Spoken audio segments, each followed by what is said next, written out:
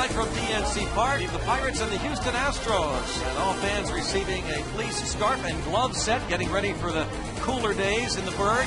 Warm this afternoon, the Pirates and the Houston Astros, a couple of hot teams actually in the National League Central Division. Greg Brown along with Bob Walk. The Pirates begin their final home series of the 2010 season. And Bob, they need a sweep of the Houston Astros in order to finish the year with a winning record here at PNC Park. They'll turn to James McDonald to try and begin to do that. You're exactly right. You got to get these wins going, got to get another start going.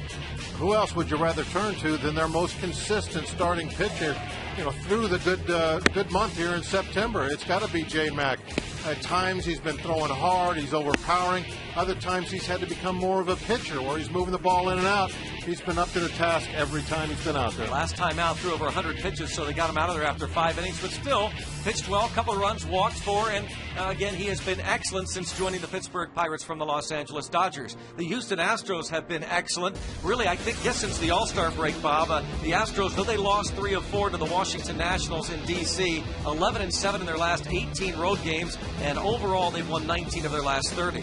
Really a hidden story in the National League, don't you think? Yeah. What the Astros have been able to do here, the second half of the season, really even before that, when they traded their 2 big guys, everybody thought, well, now what's going to happen? But Berkman, he's gone, no big deal. Oswald gone, no big deal. They're playing better than ever. And Brett Myers has been so consistent since day one. 13 starts since the All-Star break, an ERA under 2, and he has gone at least 6 innings in 31 straight starts. Obviously one of the best pitchers in our league right now. That's Brett Myers. He's on the mound against J-Mac. The Pirates and the Houston Astros getting ready to play ball at PNC Park. The final home series begins as James McDonald looks to step out and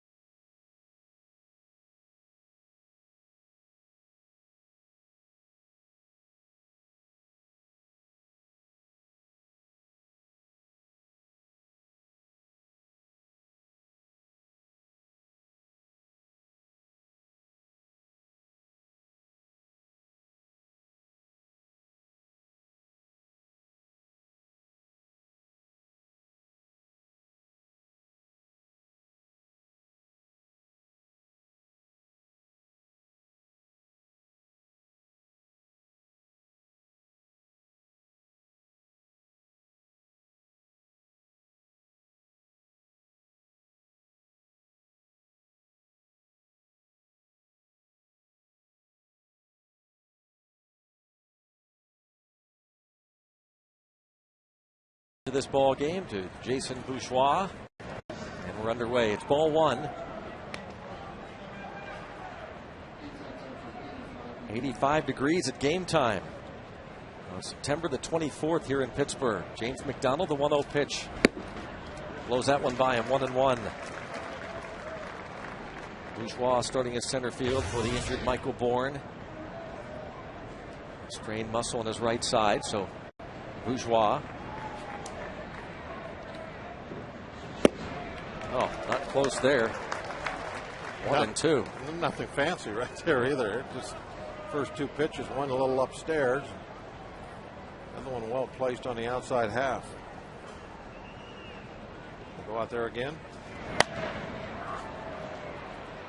Lead on it. 1 ball, 2 strikes. The count remains. James McDonald. He has been really good at PNC Park as he makes his 6th start of the season here. PNC achievement. 4-1, 2.40 ERA in his 4 starts in his new home yard. This curveball misses for the achiever in us all. Opponent's batting .210 against J-Mac here at PNC Park. He shakes off Chris Snyder and now delivers a ball away, and suddenly it is 3-2. Yeah, that'll make everybody a pretty good pitcher when you can keep the opposition down to a .210 batting average. That's an excellent number. As long as you're throwing enough strikes, and he's definitely been doing that. Needs to throw one here. Does, but Bourgeois stays alive. The last start wasn't as efficient as he probably should have been. It was still a good game for him. But he got into a little bit of a pitch count problem early in that one. And another 3-2 pitch. And another foul ball.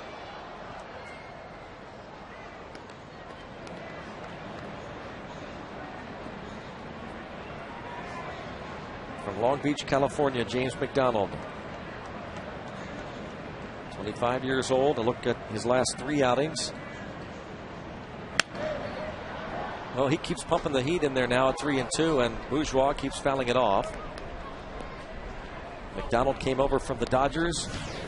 Bourgeois, the 28-year-old native of Houston, Texas, came over off waivers from the Brewers over the winter. Another 3-2 pitch. And this time, Bourgeois, a base hit to win the battle.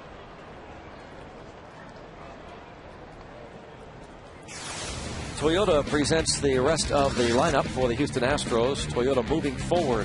Angel Sanchez will be followed by Hunter Pence this season against the Buccos. He's batting .463. The all-star right fielder. Carlos Lee in left. Jeff Keppinger is second. And Chris Johnson at third.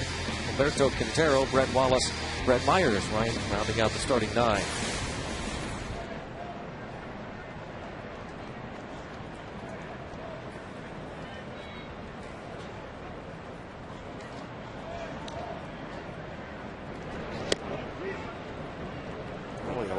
Long pause there before he went over to first base.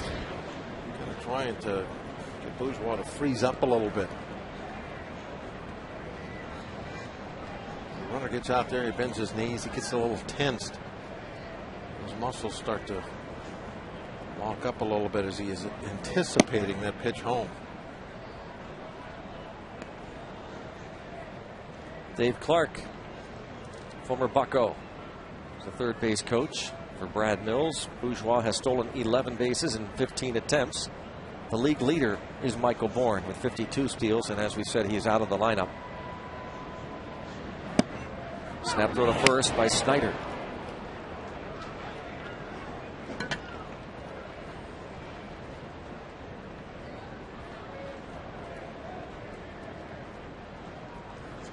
Angel Sanchez came over from the Boston Red Sox, 1st of July. Catcher Kevin Cash dealt to the Red Sox to acquire Sanchez. Most of the early portion of this season playing at AAA Pawtucket. He's been a pretty solid addition to the Astros lineup.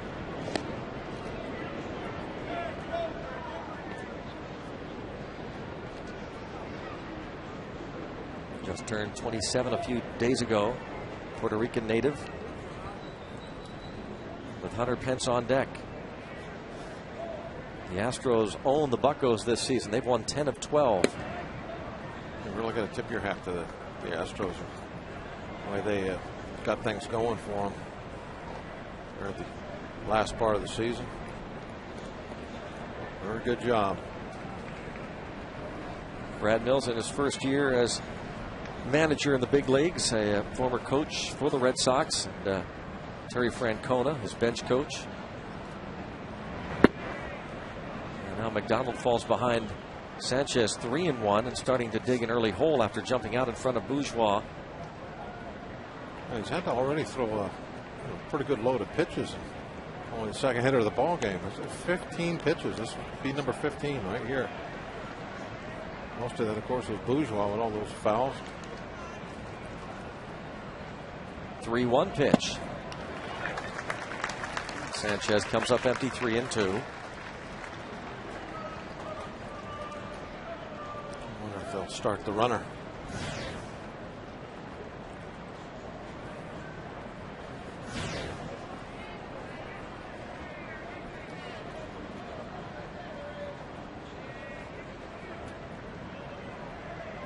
He goes, and it's fouled away. They've already handed out a lot of souvenirs. Bourgeois fouling off a number of pitches, and now Sanchez does the same thing. McDonald faced 2 batters and was charged with 2 runs while pitching at Dodger Stadium last year against the Astros. Only previous time he's faced Houston. Another 3-2 pitch. Runner goes again. And it's another foul ball. Well, McDonald, who threw 101 pitches in 5 innings in that victory over Arizona, having to work early on here to the first 2 hitters. McDonald acquired from the Dodgers along with minor league outfielder Andrew Lambeau, who had a really solid second half of the season, helping the Altoona Curve to the Eastern League Championship. Octavio Dotel sent to Los Angeles. Recently, the Rockies picked up Dotel for their stretch drive. Ball gets away, but Bourgeois doesn't locate it, doesn't get up to take off. Probably not much of a chance. Right off the tip of, yeah, it was an excellent throw. His glove. Absolutely perfect throw. Jones just missed it. Lucky that ball didn't get away very far. There goes the runner again, and yet again it's spoiled with that foul ball. Sanchez hitting .279 with 23 RBIs in an Astros uniform.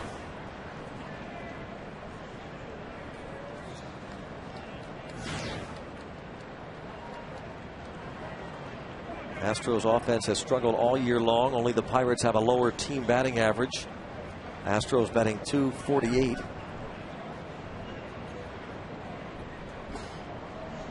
But they don't strike out much.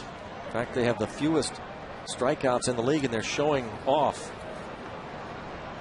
that facet of their game right here with Bourgeois and Sanchez. Pretty amazing. Yeah. This is pitch number 20. It is amazing. Forcing already. As a starting pitcher, I mean, that just puts you behind the 8 ball immediately. Right, getting an indication now why Houston has had such a fine second half. Part of the reason is pitching, certainly, but getting a look at how they make opponents' pitchers work. Again, the fewest strikeouts in the league. Another one. Oh.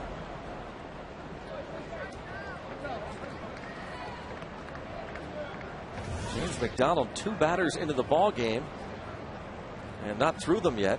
20 pitches.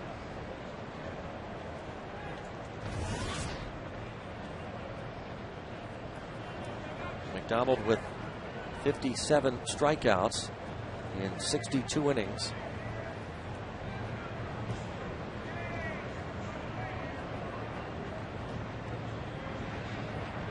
Throw to first. Fairly close, but Bourgeois back. Sanchez, an 11th round pick of the Royals in 2001. 20 pitches and another handful of pickoff throws. Another 3-2 pitch. There goes the runner again, and another foul ball.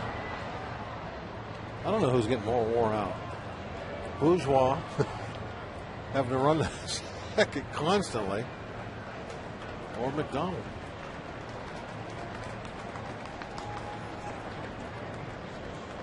Bob, what's this like if you're James McDonald? You want to just lob it in there and say, here, hit it somewhere. I don't care where. Just hit it fair. Get this over with. Walked him. Boy, how frustrating. Yeah. That's because if you just lob it in there and just make him hit it somewhere, he might hit it at somebody. Yeah. You know, eventually you're going to miss with something. You're going to get, you know what really happens?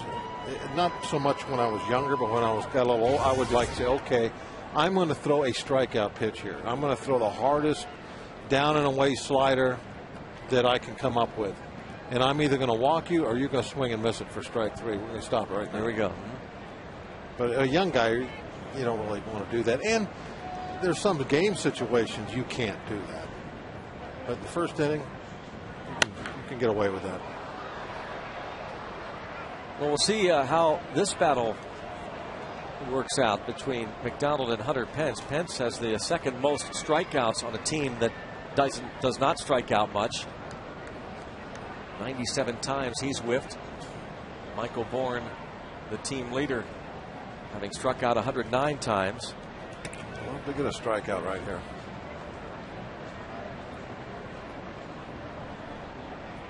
Get a strikeout and get a ground ball double play.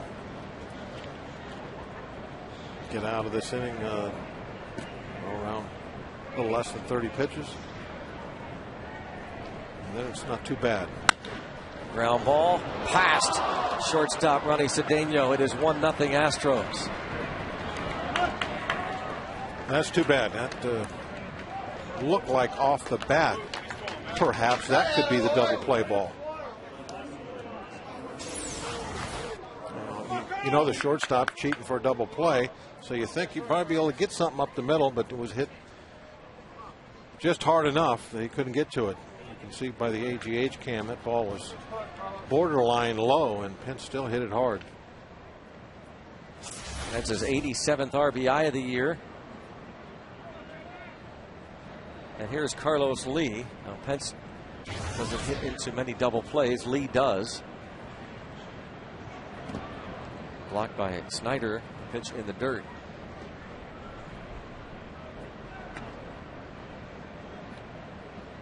Still no one out.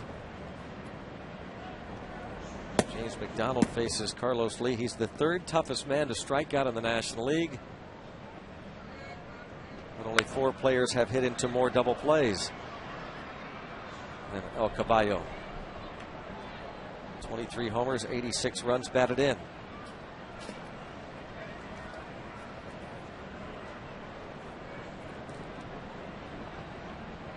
A long top of the first. As McDonald has had trouble putting these guys away, and his curveball missing badly. 2-1. Yeah, that's probably been the thing that's missing to this point is the strikeout curveball, the swing and miss curve.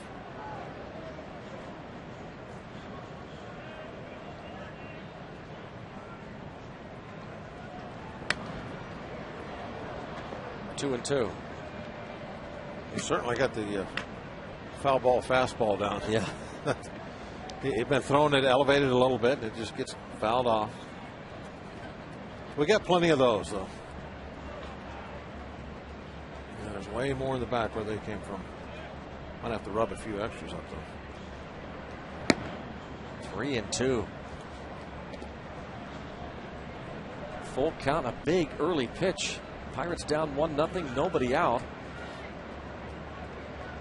Jeff Keppinger on deck. Ray Searage looks on, the Pirates pitching coach. Boy, could McDonald ever use that ground ball now at an infielder. Walked him, and the bases are loaded. 2 walks to the first 4 hitters of the game. Here comes Ray Searage. McDonald now will face Jeff Keppinger. We played some much better baseball of late, and it's all been because of the much better starting pitching of late. About 3 weeks worth of fairly solid starts, and it just is so important to this club to have that. now, if we're going to get it tonight, it better start happening real quick. Things could definitely get out of hand in a hurry here in the next few minutes. Got to get a double play. Somebody needs to pop one up. Get a cheap, easy out somehow. See the early call to the bullpen. Daniel McCutcheon starts to loosen up quickly. Jeff Keppinger comes to the plate. We mentioned that Carlos Lee, the third toughest man to strike out in the league. This guy, Keppinger, is the toughest batter to strike out in the league. Brian Burris didn't last but 2 1/3 innings yesterday. Ball 1 on Keppinger.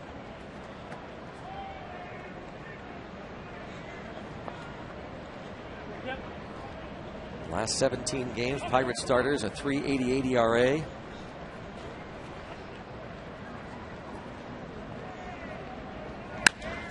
Fly ball to left. And finally, the first out is recorded. It's a sacrifice fly and a 2-0 lead. And we got an out, but it wasn't the cheap out. We had to pay for it by giving up a run. Still, though, just a 2-run inning. Not that big of a deal. Almost having the pitch count up into the 30s now actually could play a bigger part in this game than 2 runs.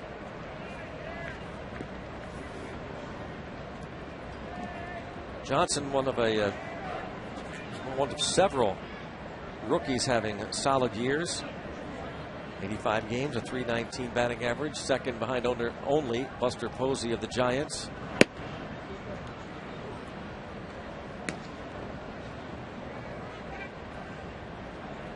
He's hitting .332 since the All-Star break.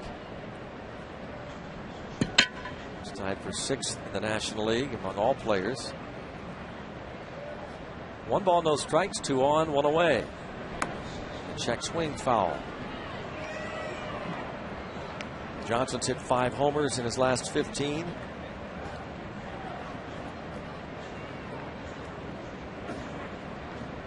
One more RBI, he becomes the 11th Astros player as a rookie to reach 50 RBIs in a season. Hunter Pence was the last to do that in 2007. He's breaking ball over for a strike 1 and 2.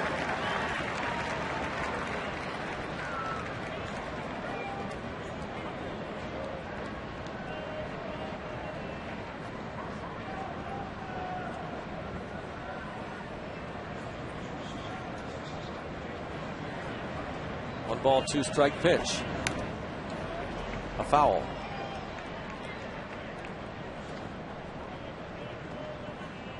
Times if you had to say that already. Foul.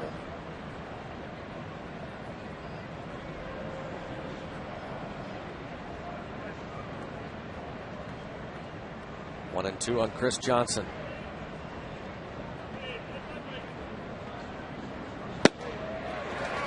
Beautiful. Strikeout. Number 1. 94. You know, that's the thing that McDonald has been able to show us from the very first time he put on a Pirate uniform, is he had swing and miss stuff. And until now, he's had a hard time coming up with any kind of a swing and miss pitch, especially once he got the 2 strikes. 94, I think he really wanted that one bad. It looked like he reached back for the absolute best he had. Alberto Quintero hitting .300 against the Pirates this season, .233 overall.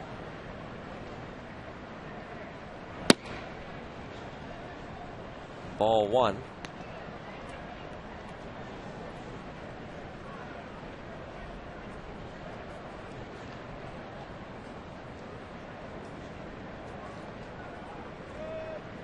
This is the guy that the Pirates seem to be working away all the time. 2-0. At times, seems as though Quintero's hits are the other way. 2-0 the count.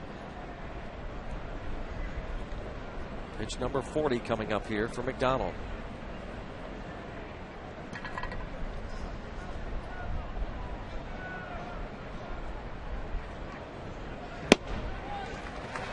Two and 1. certainly was away.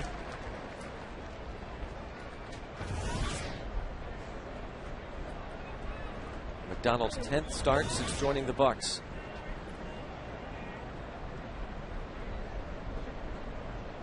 Four and 4, 3.50 ERA in a Pirates uniform.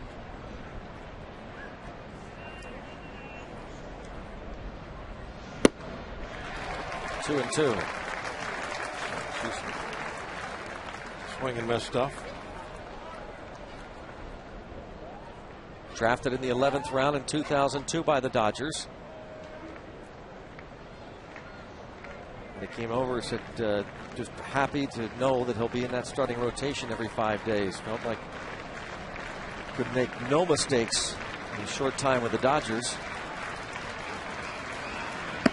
And he got him. Back-to-back Ks. Well,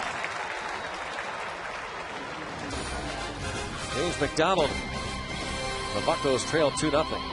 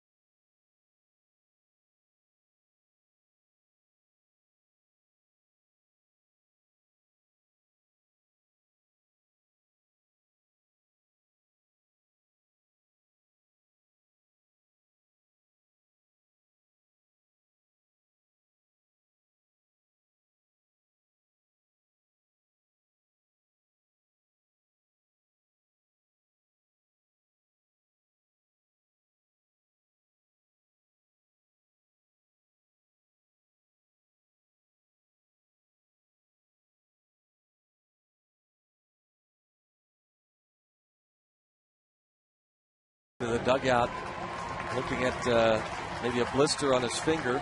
Brad Henderson, the head trainer, came over to check. Ray Searage next to him.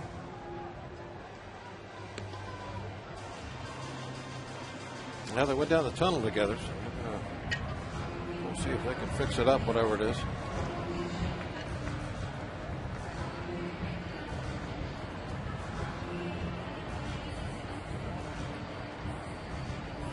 Anything happening in the pen there? No.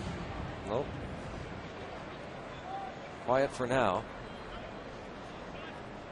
I imagine if they can't fix whatever the problem is, we'll see McCutchen get back up quickly.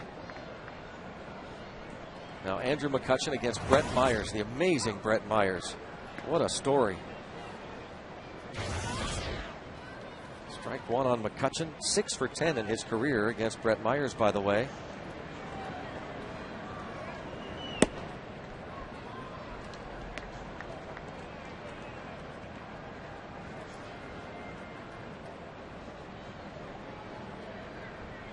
Six or more innings, all 31 starts this season.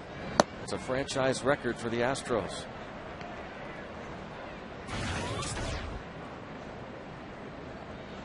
ERA, 6th lowest in the league.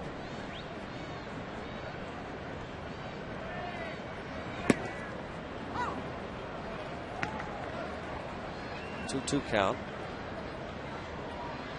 Myers 5-0 in his last 8 starts. Could have the longest beard too. Anybody in starting pitcher in the league. Nice start. Andrew McCutchen aboard, the leadoff single. McCutchen, a base hit. The rest of the Pirates lineup. Jose Tabata to follow. And Neil Walker and Garrett Jones. Pedro Alvarez, that's 5th. John Bowker in right field once again. Ronnie Cedeno, a modest 4-game hitting streak. Chris Schneider, James McDonald.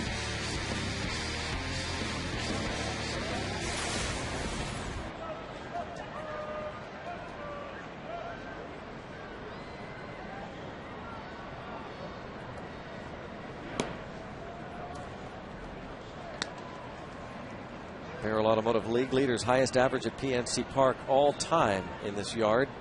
Tapeta currently third behind Freddie Sanchez and Ryan Domit. Sanchez hit 388 in 2006. 2 years later, Domit hit 349, and now Tapeta hitting 340, but hits into a potential double play. Instead, Angel Sanchez boots it, drops it. First and second on the air on the shortstop. Well, that's about as easy a ground ball double play opportunity as you're going to have. A firm hit, 3-hopper, leading the shortstop in a little bit toward the bag. And Sanchez just popped right out of his glove, right in the middle of the leather. Wow, what a gift. Pirates now should be able to take advantage of that. At least one of those runs back. Bounce, diving stop at first by Wallace, and throws and gets Neil Walker. What a play by Brett Wallace. Rookie first baseman. That was a great play, but still that was a very positive play for the Pirates. Even though Wallace was able to pull it off and get the out, Walker able to move everybody up. Now we're in good position to at least get one of those runs back. Diving into the hole. Ball was behind him. And, looking at that play though from that shot, if he would have just went to the bag, that was a routine ground ball to second.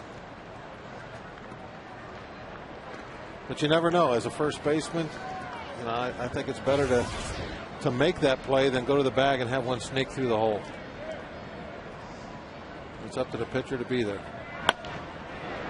Breaking balls, bounce to second. Keppinger throws out Garrett Jones. The Bucks on the board quickly. 2-1. RBI for Jones, 79 runs batted in.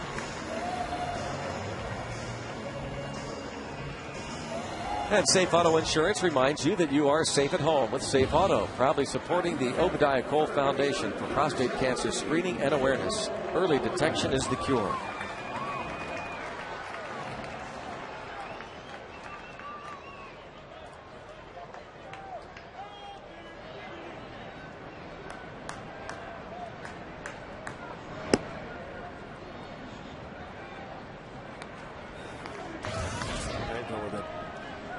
Same deal with the swing to get ready every single time. Steps out, takes one kind of very slow swing, gets back in every single time. There it is. Slow swing. Get back in. Never two, never three. And it's always that very under control. A lot of consistency to his setup. Bounces this to second. The first, Pirates settle for one. An unearned run at that. 2-1, Astros lead after one at PNC Park.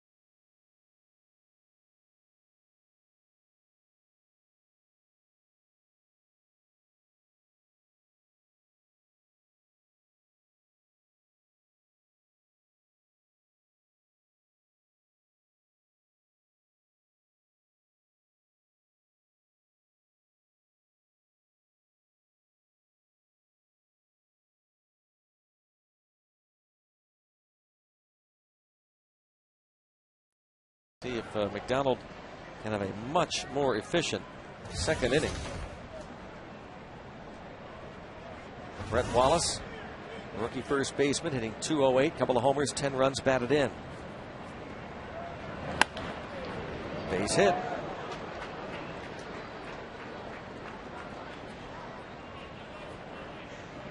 It'll bring up Brett Myers, who has 9 successful bunts this season.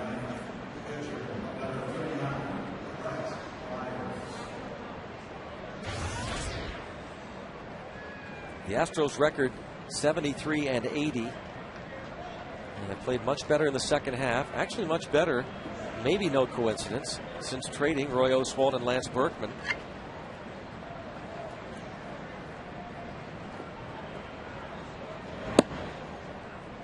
Both star players were pretty much anxious to get out of Houston. They were dealt. Berkman to the Yankees, Oswalt to the Phillies.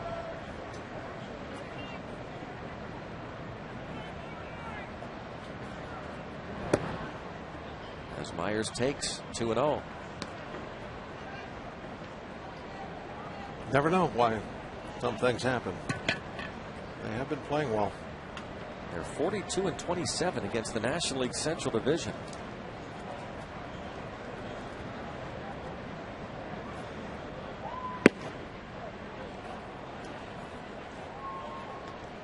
Berkman definitely having a kind of an off year, really. You know, not being the player he used to be. Maybe, you know, that's kind of freed up maybe a different atmosphere around the dugout, or something. Who knows what it might be. But it worked out for him.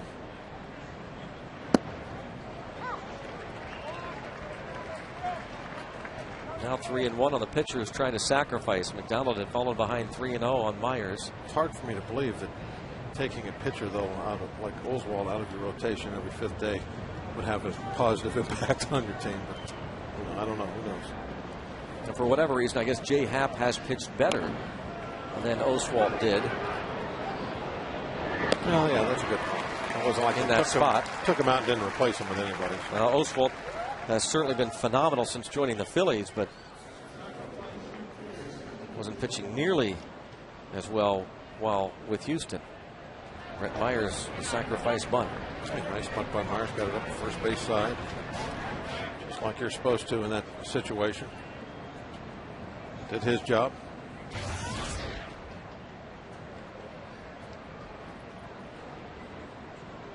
Bourgeois had that long at bat to start the game and then singled, and he scored on the Pence base hit.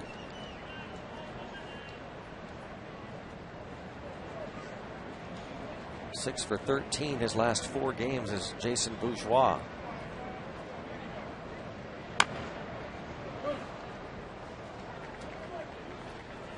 Talking about Michael Bourne not being in the ball game because of the strained right oblique, the AGH injury update. Brad Mills said a slight chance he will not return this season. Thanks to our friends at Allegheny General Hospital Sports Medicine, official medical provider of the Pittsburgh Pirates. The injury update to the league leader in stolen bases, leadoff man Michael Bourne. I've seen over the years that's kind of a tough one ever to call as far as how long it's going to affect the player. You never really know. You know, some guys can, that oblique strain can mess them up for months. And others can come back from it real quick. I guess, you know, it just all depends on, you know, the severity of the strain, where exactly it is. Maybe I don't know what it is, or is that player, how does he use that muscle? Strikeout of Bourgeois, 2 down now. The AGH injury update. Michael Bourne swinging against the Reds. In his back, it looked like.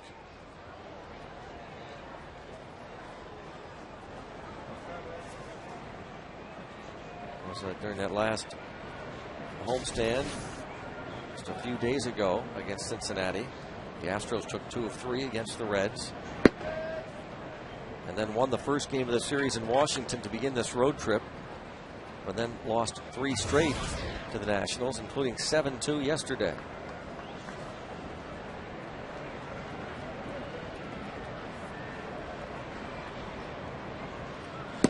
The Reds' magic number to clinch the Central still at 3 as the Cardinals pounded Tom Gorzelani and the Chicago Cubs earlier today, 7-1. Adam Wainwright, a 20-game winner now for the Cardinals.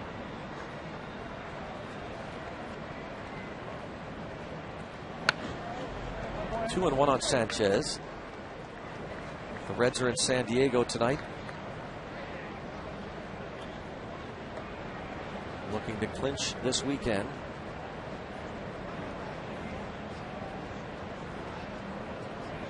Two 2-1 count.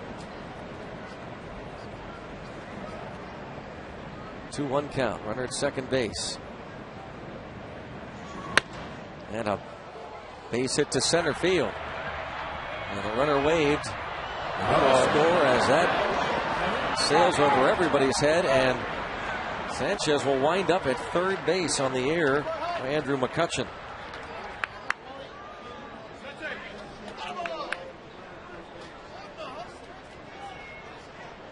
I don't know if Andrew will ever make a worse throw than this. This is just trying to do too much. I mean, that's over everybody's head. That's off the stones on the fly. Wow.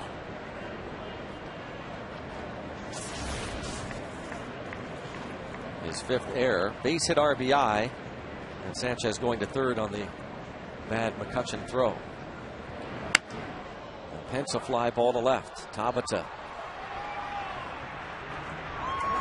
The catch and the final out. The Astros get that run back and now lead 3-1 heading to the bottom of the second.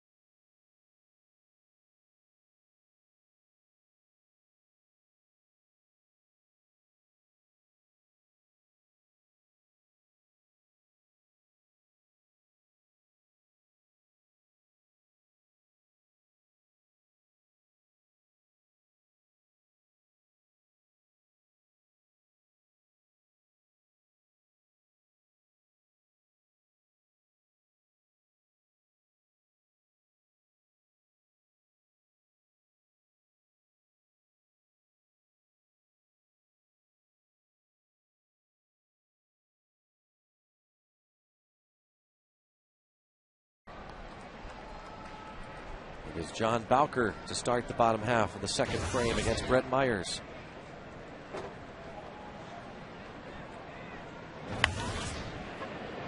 First pitch, Keppinger. Keppinger getting some work early on. Lefties keep putting the ball on the ground toward him. Barnes gets some ground balls, period. Top to hit that one double play ball. Was McCutchen's base hit, was that in the air or was that a ground ball through the hole? It's a hard hit ball through the hole. Ground ball. Well, keeping it down. Working out the infielders.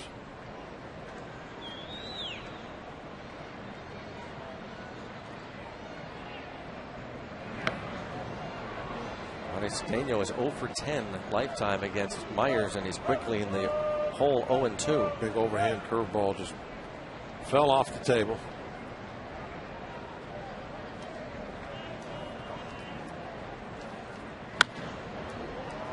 Pop up on the right side. Brett Wallace for the second out.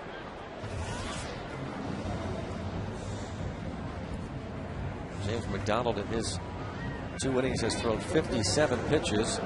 Myers, 2 outs into the second inning, has thrown just 17.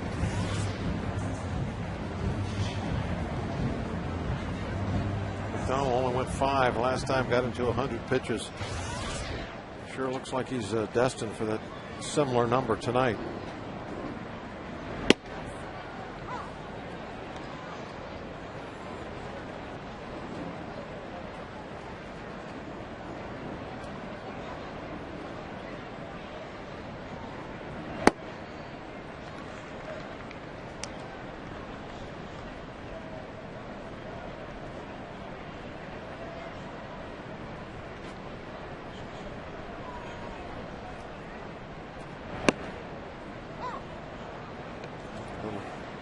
Slider, they just want to throw for a strike. Didn't worry too much about the location there. Just want to make sure he got to that 1-2 count. I imagine this one will be in a little bit better spot. It wasn't. Oh, what a pick by Sanchez. Long throw and a perfect strike. Tremendous play by Angel Sanchez. 3-1 Houston.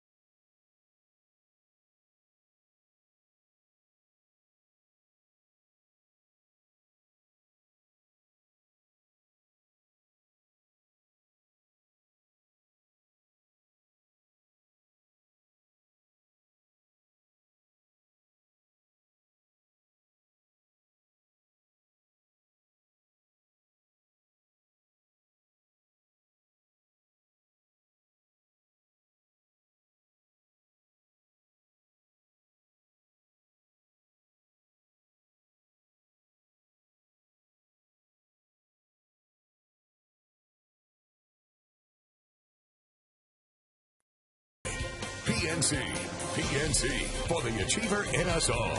By Barrel Automotive. Barrel.com. Definitely worth the click. By your Toyota dealer, where quality, dependability, and good MPG all come standard. Toyota, moving forward. And by your Western PA Honda dealer. 3-1 ball game. Third inning. Final home weekend of the year here at PNC Park. Last chance to get your baseball fix before the fall and winter sets in. Tomorrow night and Sunday afternoon. Carlos Lee walked in the first. Curveball missed in.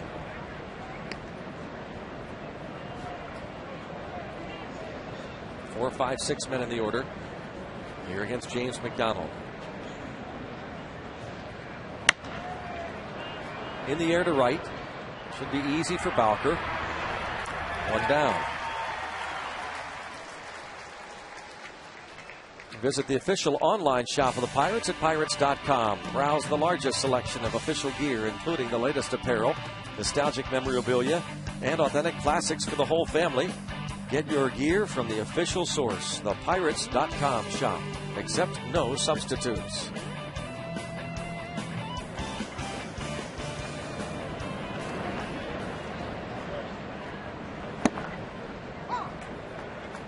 Keppinger takes a strike.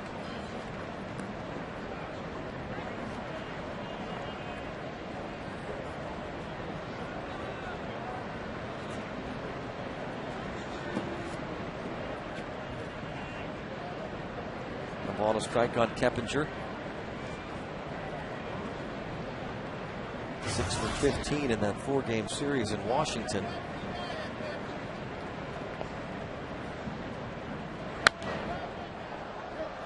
I don't see McDonald looking down at the hand anymore. Apparently they got that problem fixed. He's looking down at his fingers.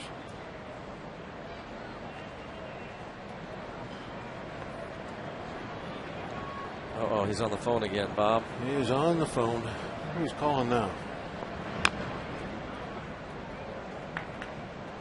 1 ball, 2 strikes on Keppinger.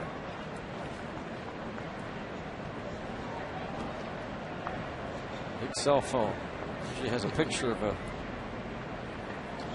whoever he's calling. I'm not sure he's got one tonight. Oh, there he is.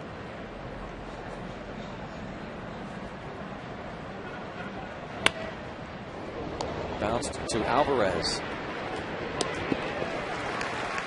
Fly ball, ground ball for James McDonald to start the 3rd. A couple of quick outs. He needs a lot of that now. Needs to get on some kind of a roll. Retire like maybe 9, 10 in a row, something like that. Get that pitch count back together. Just 2-run ball game. But ball game certainly is anybody's at this point.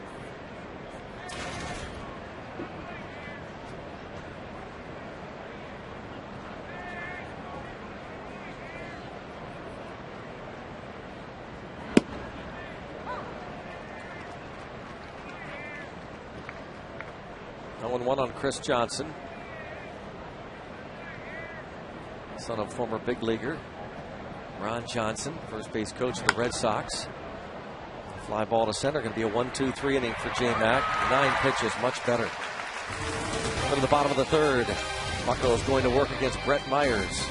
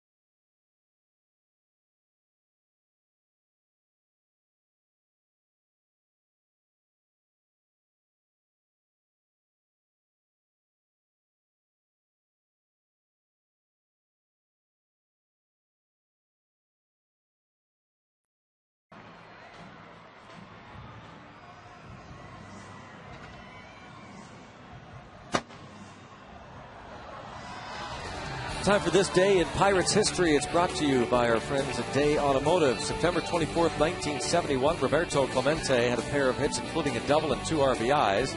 Willie Stargell with his 47th home run of the year, tying him for the National League lead with Hank Aaron. Pirates would beat the Mets 3-2 at Shea Stadium. Thank you, Day Automotive.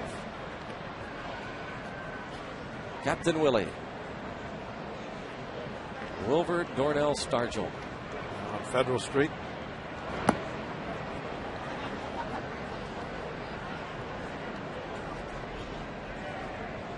All-time That's quite an Pirate home impressive run hitter. statue. You get up standing next to that one. It's massive.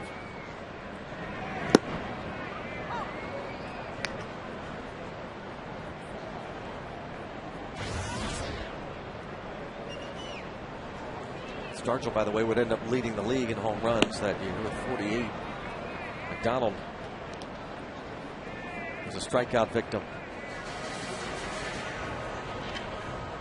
Man can't hit much yet.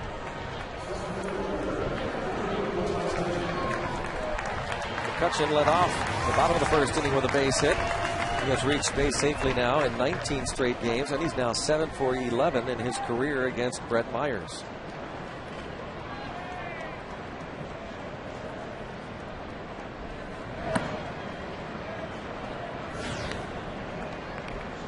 Occasionally he's showing bunt the last few weeks, just at least to show it.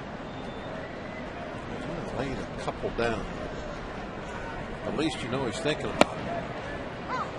And if nothing else, that keeps that third baseman way in, so when he does hook a ball in that hole, he'll have a better chance of getting through.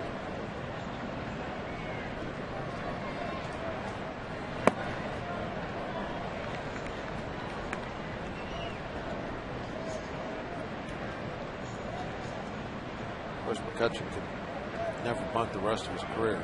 Every third baseman's going to play on the edge of the grass anyway. Fly ball to center field, sending Bourgeois back a few steps.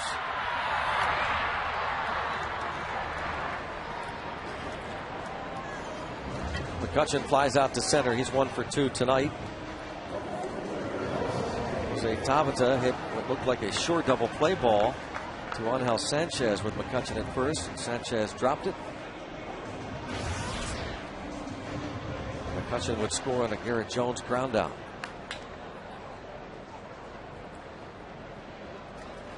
Jose Tabata takes a strike. I understand he gave you guys a Tabata yesterday. I was with you yesterday on the radio. Like I said, those guys, 1 ball, 1 strike to count. I remember you were on the radio side with me now that you mentioned it. That was Steve and Tim. 1 ball, 1 strike count. Fouls it off. Very intense look. But a guy who loves to play the game, has fun. Second in the National League and hits. He has fun since being the All-Star break. He has fun being intense. Playing the game with intensity is what he gets his enjoyment from. You can see him in the dugout a lot of times, laughing around, messing around, but when he's up there at the plate, there's no messing around. Ground ball to the shortstop and an infield hit for Tabata. Is he okay leg-wise? Not walking 100%. When he hit the ground ball in the first inning that Sanchez booted, I thought he went over the first base bag with a little bit of a limp, and he does it again here. Just a very slight, same thing. I think he's got a little something bothering him. Carlos Garcia, first base coach, is asking him if he's okay.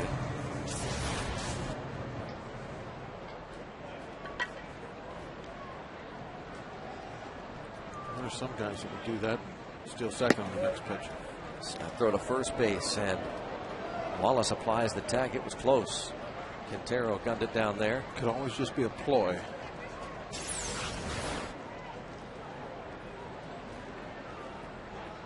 What would the Pink Panthers say? The old limping with the steal second ploy.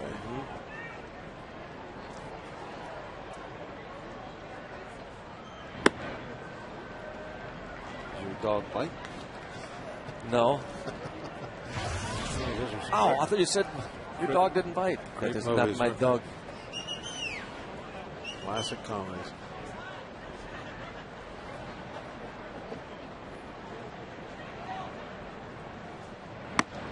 You know, on Walker.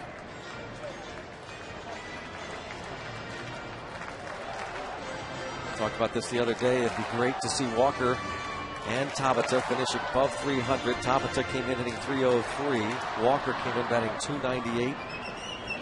Last time a pair of Pirate rookies hit 300 or better, you have to go back to 1899. 111 years. Ginger Beaumont, Jimmy Williams that year. pair of Pirate rookies hitting over 300. Nobody did it in the 20th century. How about that? Amazing.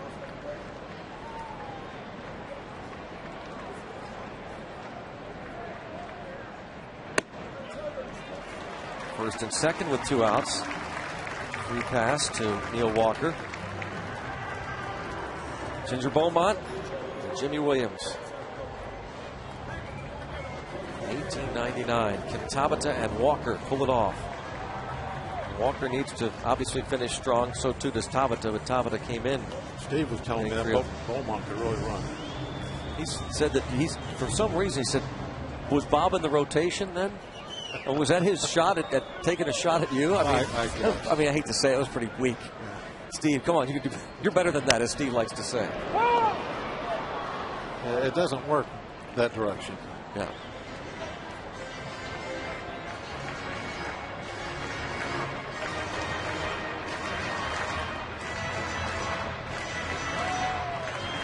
There's head back. Jones got that ground ball to Keppinger. They brought in a run. That's not good enough here with 2 outs. He needs to get it through that infield at least. Myers has given up 16 home runs. It's not a lot for a guy who has thrown 215 innings.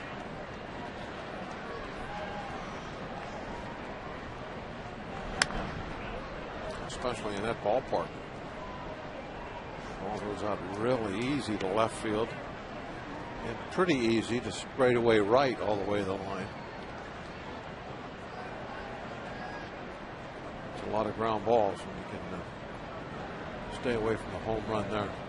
How about his record at that ballpark? 8-0 in 14 starts and a 2.01 ERA. For the gap in right center. Nice piece of hitting there from Garrett G.I. Jones. This is going to tie the game. A double into the gap in right center with 2 outs. 2 pitch. Gives him 81 RBIs on the season. Myers probably wanting to bounce a breaking ball, see if he get a swing and a miss. He just didn't get it low enough. It was down about knee high. Here it is. It's got to be lower than that for 0-2. You can't give up a run-tying double in the gap, 0-2.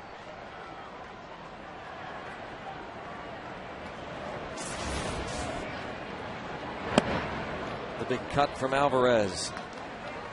Garrett Jones has 3 RBIs, all 3 of them so far tonight. And a big one there.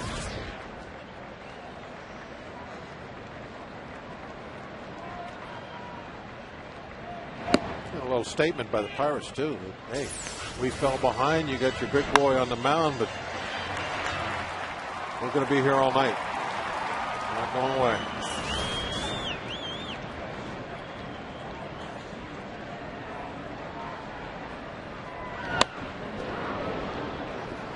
Two on Alvarez.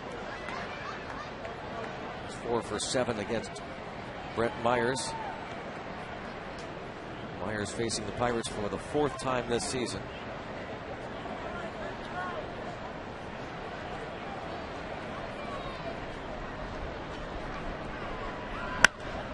That's hit hard the other way. Lee is back. Makes the catch. Garrett Jones, clutch 2-out, 2-run double, ties it.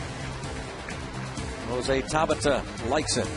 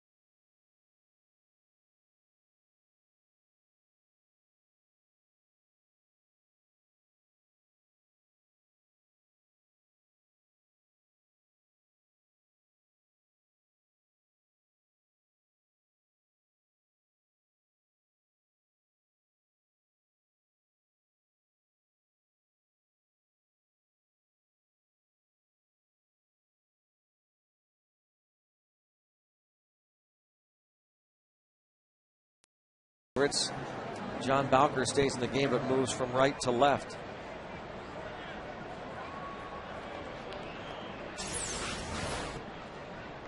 In the first inning, there was a little bit of a limp on that error, and then on this one here, he's beating out the infield head.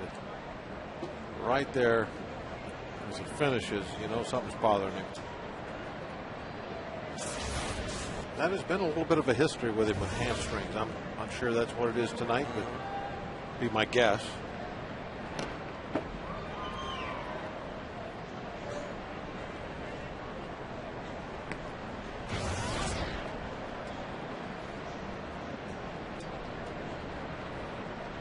Quintero. 1-0 count. Bunts. Snyder for the first. Tyrus Quintero tried to surprise the Pirates with a bunt. Well, he's trying to get the ball down to third base because Alvarez is playing back. If that's your goal, you just can't let the catcher get out there to throw you out. You got to hit it hard enough to keep Snyder from getting it. Great shot of Pedro. Just kind of throwing in the towel there. He knew they had no shot. Ball to strike to Brett Wallace.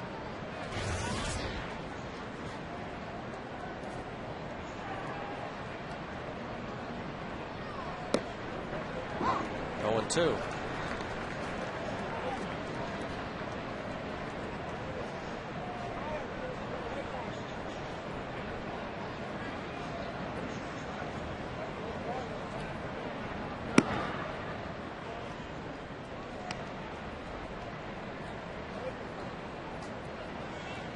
Away, 1 ball, 2 strikes. Pitcher Myers on deck. McDonald a 1-2-3 third inning.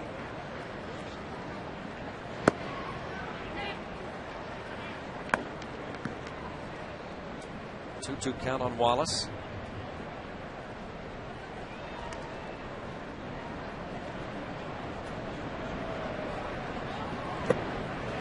Gets him. 9-pitch inning, he had to really helped him out. Or in the third.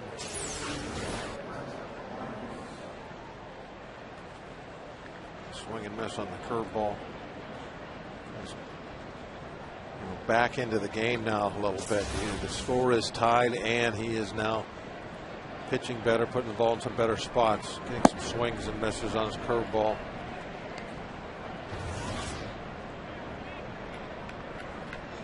How about that? 42-15-9-8. 2-0 on the pitcher, Myers, who bunted to the second.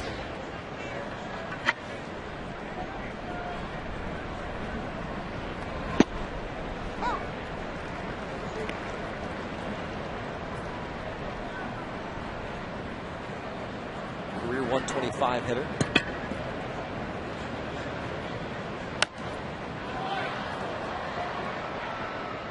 2-2. Myers in his first year with the Astros. Former Philly. A few weeks ago, he extended his contract. And towards shallow right. And a base hit. A little off the end of that. End of the bat nubber. Didn't get out there very far at all. Kind of extends the inning and makes McDonald have to throw a few more pitches.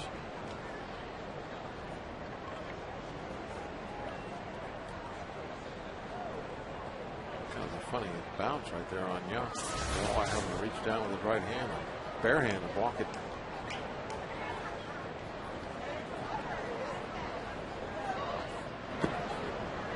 Ball 1 on Bourgeois.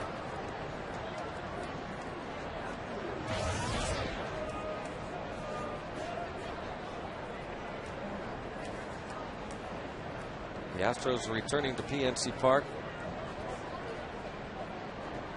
Second trip in.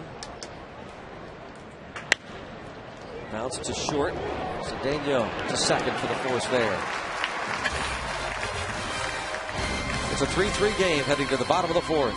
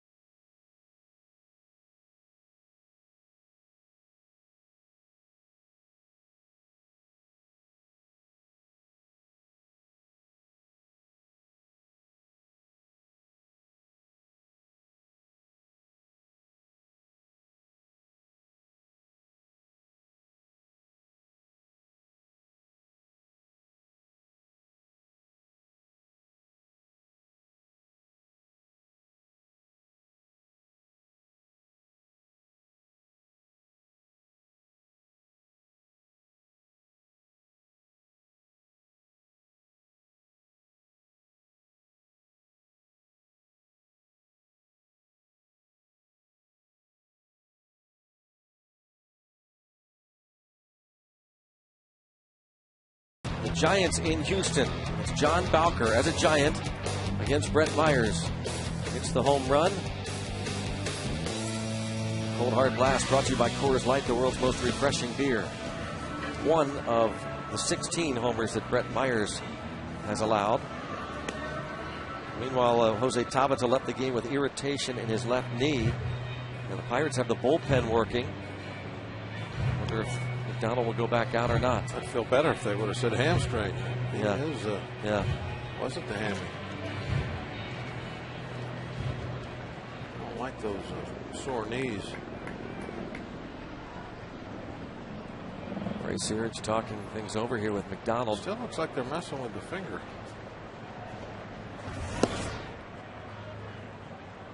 This is when he went back to the dugout after that last out was recorded.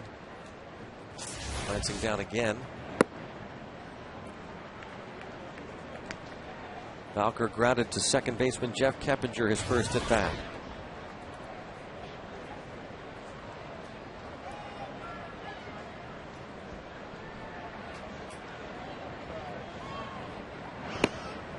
Could not hold. 2-1.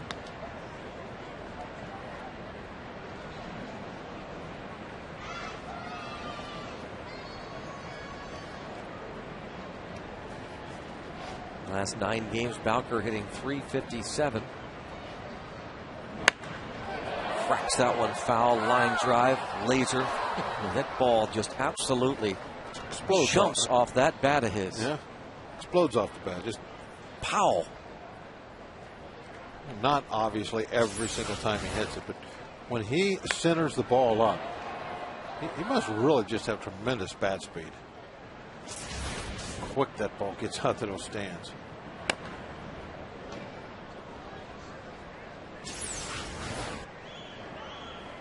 AGH cam. Look, AGH cam couldn't even slow it down. You know, now that's fast. Yeah. When AGH cam can't slow you down. It's saying something. Serious bat speed.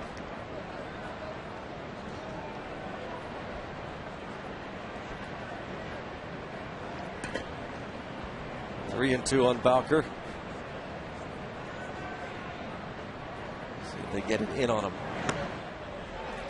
Walked him.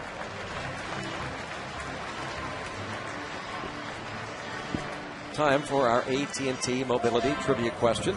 Rethink possible. Brett Myers has pitched 6+ innings in each of his 31 starts this season. Who was the last to do it in every start of the year. Minimum of 30 starts. The last pitcher.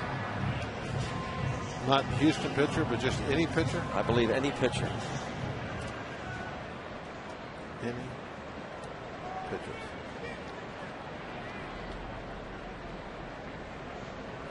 Assistant trainer Mike Sandoval working on that finger.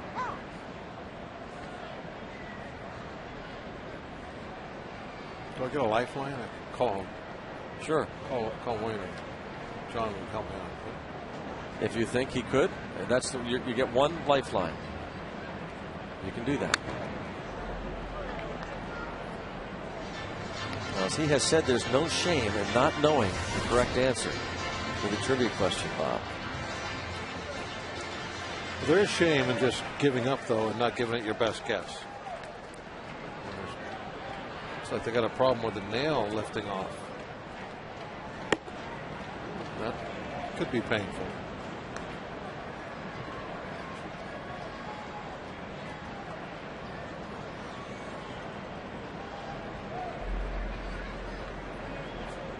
Looks like an ouch, doesn't it?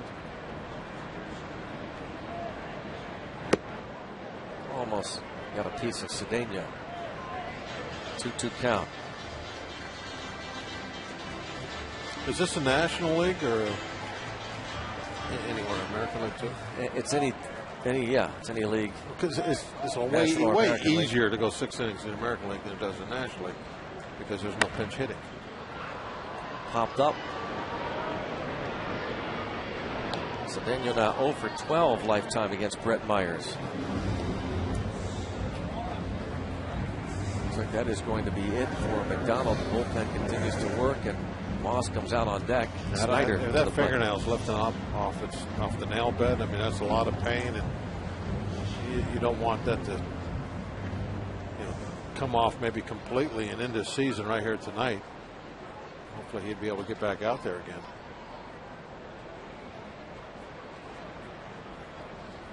Angel Sanchez made a fine play on Chris Snyder in the second. Pops this ball up. Chris Johnson in foul territory. It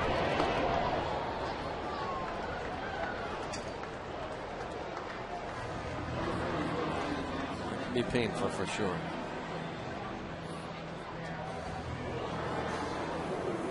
Jay McDonald going to have his start cut short, just 4 innings.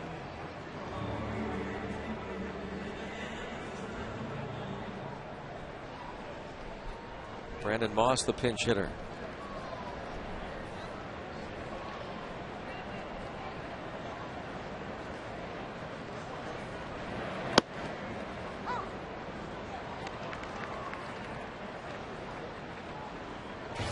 He has appeared in 11 games since joining the Pirates this month, mostly as a pinch hitter.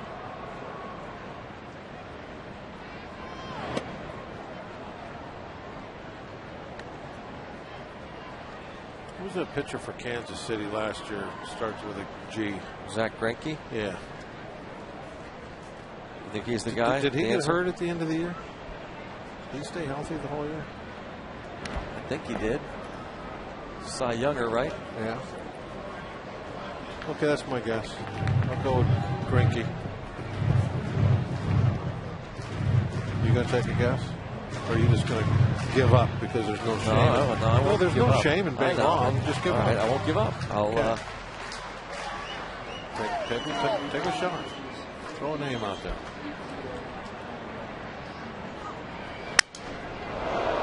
Middle of the bat goes sailing past Myers. Keppinger will throw on 4-3 on the. I'm gonna say Kurt Schilling is my guess. We'll go to the 5th.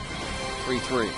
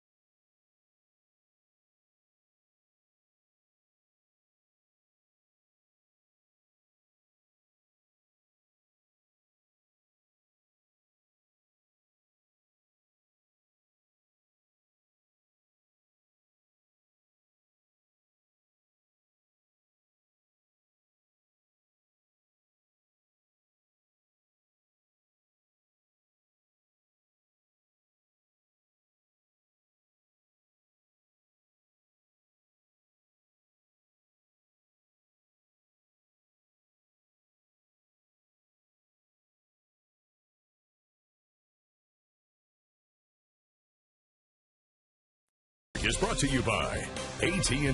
Rethink possible. And by Day Automotive. We're going to make your day. It's a 3-3 ball game. On to the 5th inning we go here at Pittsburgh's PNC Park. The AT&T trivia question. Brett Myers has pitched 6+ innings each of his first 31 starts.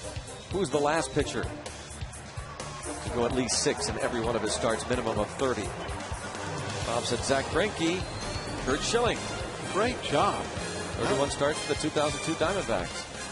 Very good, Greg. You are the master. Well, I tried to think of, obviously you got to be a workhorse. I like the Greinke thing, but first guy that comes to my mind when I think workhorse in the last 15 to 20 years, Kurt Schilling. And this guy's been a workhorse. How about the Iron Mound men? Yeah, at least 6 innings in every start. Billy Pierce, the White Sox in 1952. Robin Roberts also in 52. An American leaguer and a National Leaguer. Gibson, no surprise, did it twice. Not a single pitcher there in a DH situation. No. Now that is as surprises the heck out of me. You know, with the DH going 6 innings is not, you know, what it is when you might fall behind and get pinch hit for in the National League. But that really surprises me. I would thought that would be dominated by recent American League pitchers.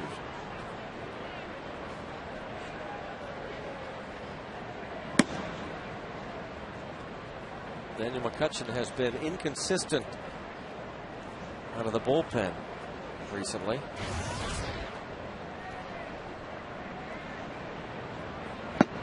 There's a chance to get a W here. He can pitch effectively. Pirates pick up a run or two. Be nice to see Chan-Ho Park get this one tonight. 1 ball, 2 strikes on Sanchez. One more to become the leader in wins. Asian-born pitchers. Down on strikes. Good start. This relief appearance for Daniel McCutcheon. It could be a long one. If he pitches effectively, it will be. A lot of pitchers out there. AGH Cam. Showing you the strikeout. McCutcheon gave up a run in 1 inning on Wednesday against the Cardinals. Ball 1 on Hunter Pence that didn't miss by a lot. Pence had the RBI single in the first off James McDonald, and then hit a ball to the warning track and left his last time up. Breaking ball for a strike, 1-1. Daniel McCutcheon went 11 2/3 consecutive scoreless innings from August 17th to September the 1st, but he's given up 11 runs in his last 9 2/3 innings since. 2-1.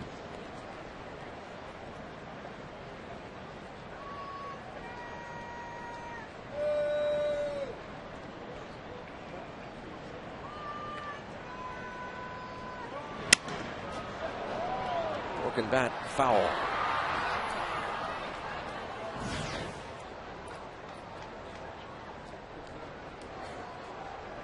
So the scoreboard up there in the Fox box. Washington Nationals 3-0 lead at home over Atlanta. Adam Dunn has hit 2 homers, now has 37. The Braves lead the wild card by a half game over the San Diego Padres. The Phillies about to clinch the East. They've won 10 in a row. 6 up on Atlanta. And they're leading the Mets currently 3-2 in the 6th. Bouncing ball headed up the middle and just past diving shortstop Ronnie Cedeno. 2 is put right there. Carbon copy of his first hit. There you see it. Reds magic number down to 3. They'll be clinching the Central likely this weekend.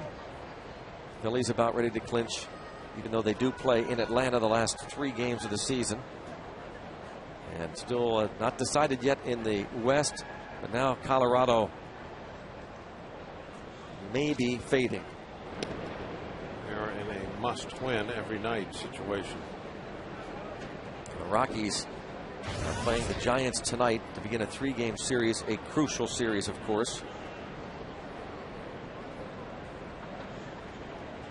Colorado will play 3 against the Dodgers, then 4 in St. Louis after this series against the Giants. Second inning, no score in that Rocky Giant game. Giants, after the Rocky series, will host Arizona for 3 and then take on the Padres. Could be a deciding series at AT&T Park in San Francisco.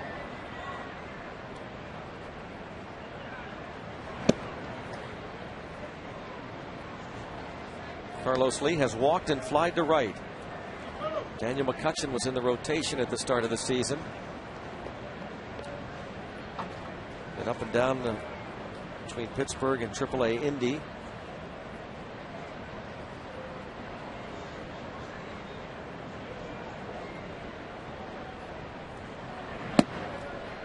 The strike is called. Daniel McCutchen will turn 28 years old on Sunday. Former 13th round pick of the Yankees 4 years ago. Out of the University of Oklahoma.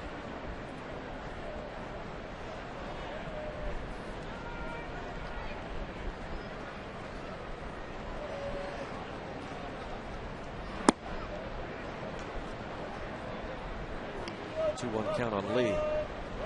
And McCutchen had been such a fine control pitcher in the minors.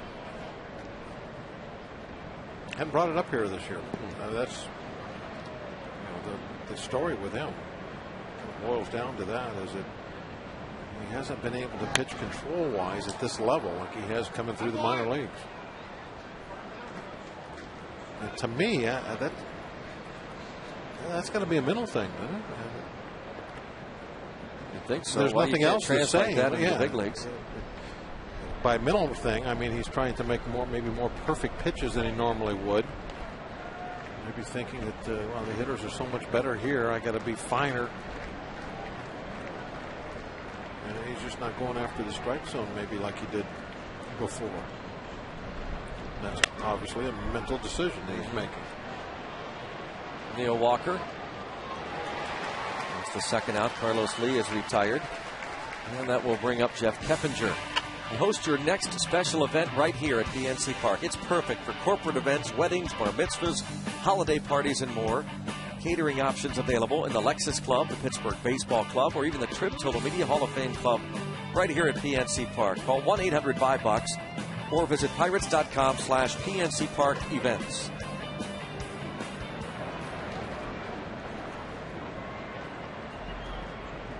Now McCutchen faces Keppinger with Pence at first and 2 outs.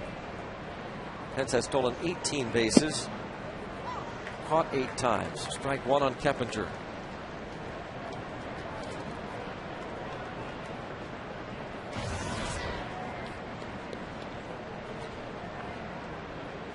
Former Pirate farmhand.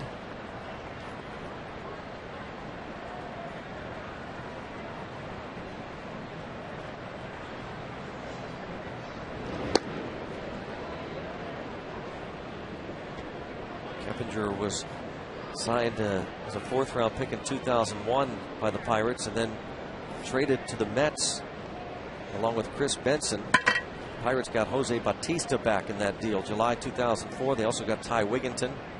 Bautista had been theirs. They lost him in the Rule 5. And speaking of Bautista, he hit his 51st for Toronto. Tonight, Toronto leads Baltimore 3-1. Vernon Wells hit his 30th. It's going to be hard to not consider strongly Jose Bautista for the MVP of the American League. Incredible story. Not too many people have hit over 50 home runs in this game. It was 26, I think. Ball fouled off to the left by Keppinger. Even if this is his only year ever in glory, it certainly was glorious.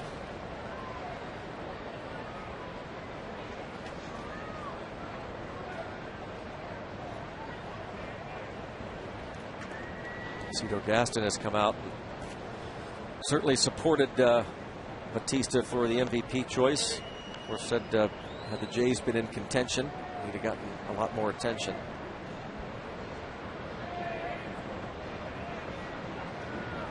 Really difficult to win that MVP when your team doesn't win something. It can be done.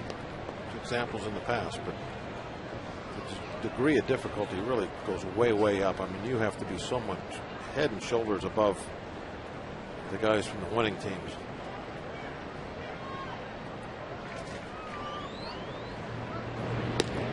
Oh, that was very close.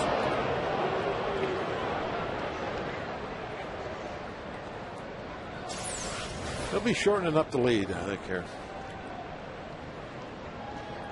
He was safe, but here we'll see exactly how close it was.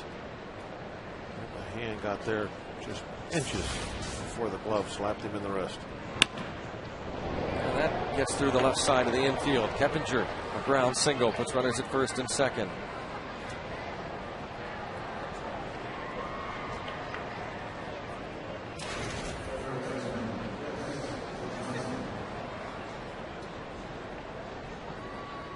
Chris Johnson, the rookie third baseman, has struck out and flied to center, batting .342 with men in scoring position. .317 batting average, second to Buster Posey of the Giants. Interesting individual races. We talk about Batista, potential AL MVP. What about Cy Youngs, both leagues? What about National League MVP? How about Rookie of the Year? That really will be an interesting vote. Fine group, too. It seems, Bob, the last few years we start out the season wondering, it's going to be an okay crop, but it looks like it might be a runaway this year, though. Started out, Jason Hayward was, seemingly the runaway choice. Walker will certainly get some consideration. Chris Johnson, Mike Stanton, Tyler Colvin, top two home run hitters among rookies. Stanton of the Marlins, Colvin of the Cubs. Yeah, Topina is going to get some votes. I mean, he's been, right there among base hit leaders in the National League since the day he got here. There's an argument for a lot of guys. Base hit. This will score a run. The Astros get the lead back as Chris Johnson drives in his 50th run of the season. 4-3 Houston.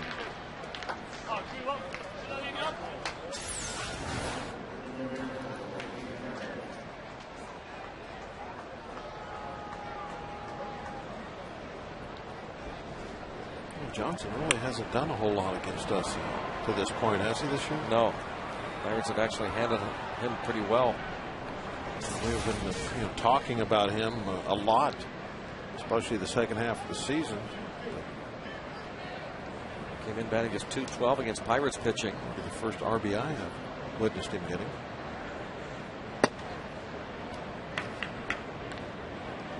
Ball one on Quintero. A one-out single to Pence. Lead popped up, and then back-to-back singles, Keppinger and Johnson. And another run charged to Daniel McCutchen. Ray Searage out again. It looks like somebody got up in the bullpen, starting to move around a little bit. It's pretty easy to make that call down the bullpen now and get the guys warming up because there's so many players you have. That Park that's got a ball on his hand. I think that's him.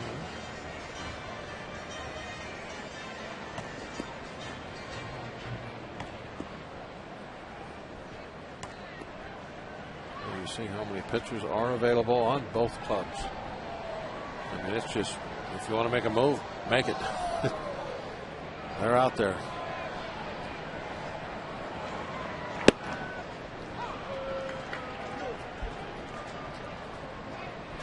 The subject you like to talk about, I know. We got into that on the radio yesterday quite a bit. On September baseball, you and I. Why they changed the rules, and all of a sudden now, instead of a 25-man roster, you got almost unlimited players to do whatever you want with. 5 months into the season, you play with 25, and then whoop, let's open the gates, bring them all in. Goes to 40. Change the rules September. So oftentimes these games, because managers have all those players available, games can get rather lengthy. Yesterday, a 3-hour, 8-minute affair.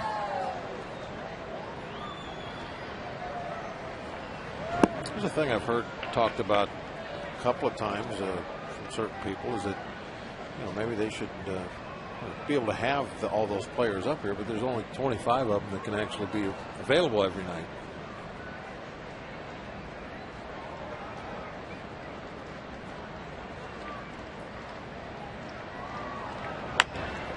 Montero chops it to Pedro Alvarez. And on to first. McCutchen gives up a run. And these Astros regain the lead. It's 4-3.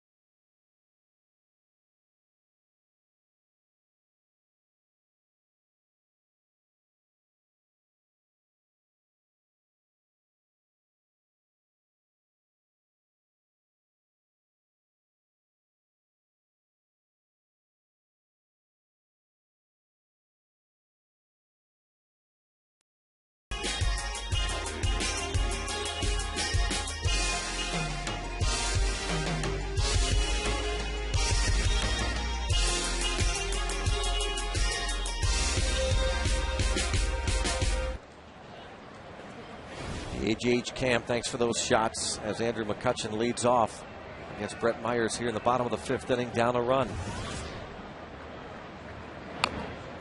McCutchen singled and scored in the first, flied out to center field his last at bat. Brett Myers looking to go through 2 more innings, make it 32 straight starts, 6 innings or more.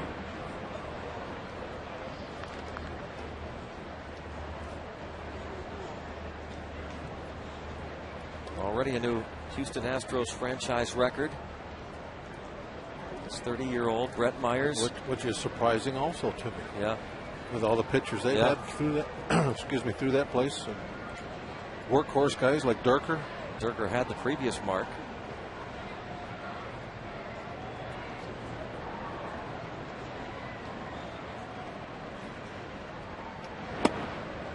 Myers has won 8 of his last 9 decisions. The Astros have won 11 of his last 14 starts. Since July the 10th, before tonight, that is, a 1.82 ERA since July the 10th.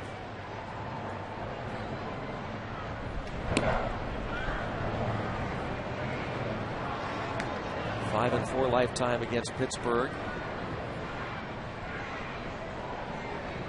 Jacksonville, Florida native.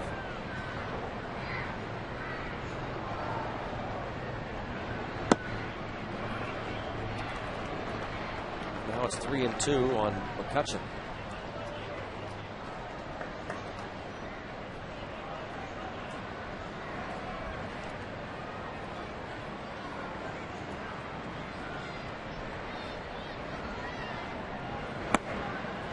Ball 4. Start to the 5th.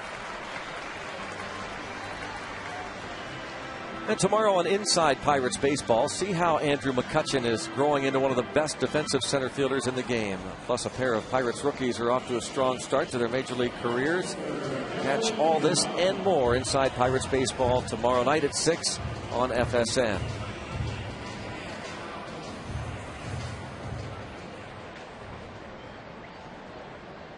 Right here on FSN. It's a great show. Learn a lot about the Bucks. Bluff start by McCutchen. Delwyn Young, his first plate appearance. Tabata was 1 for 2 with a run scored and then had to leave because of irritation in the left knee. Delwyn Young 0 for 10 against Houston pitching this season.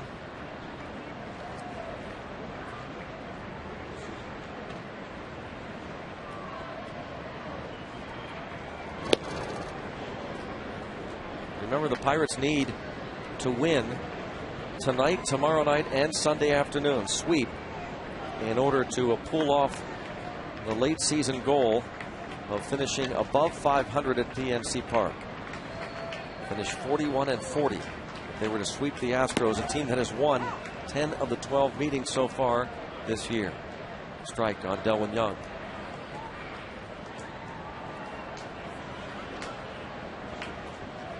Came on to play right field. John Bowker moved from right to left.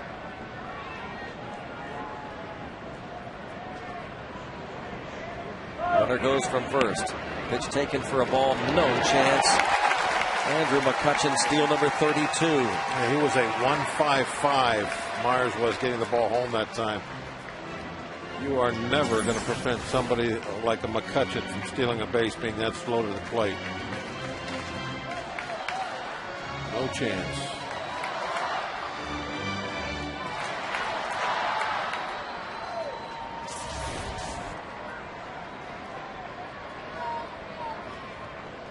.32 steals in scoring position now. That's why he's got to move him over. Out there and pull something. Ball 3. Get a base hit, a fly ball, a ground ball, anything to that right side. They're playing him kind of cheap in the outfield, aren't they? Yeah. Noah's got some pop. Yeah. Get it out there into that gap pretty easy.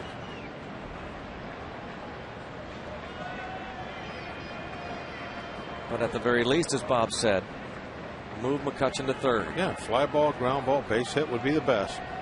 But a ground out's fine. Routine fly, something to that right side. Ball 4. Myers has walked 4. He hasn't walked 4 batters in a game since July, or August the 2nd, that is. August the 2nd, he walked 4.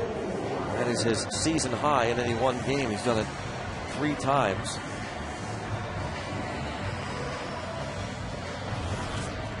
And he has done it in 4+ innings tonight.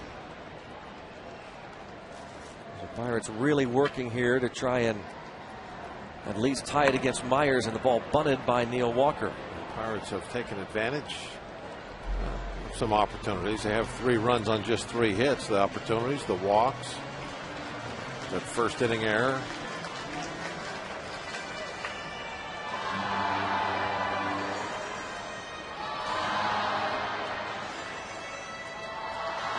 I'm going to talk this one over a little bit.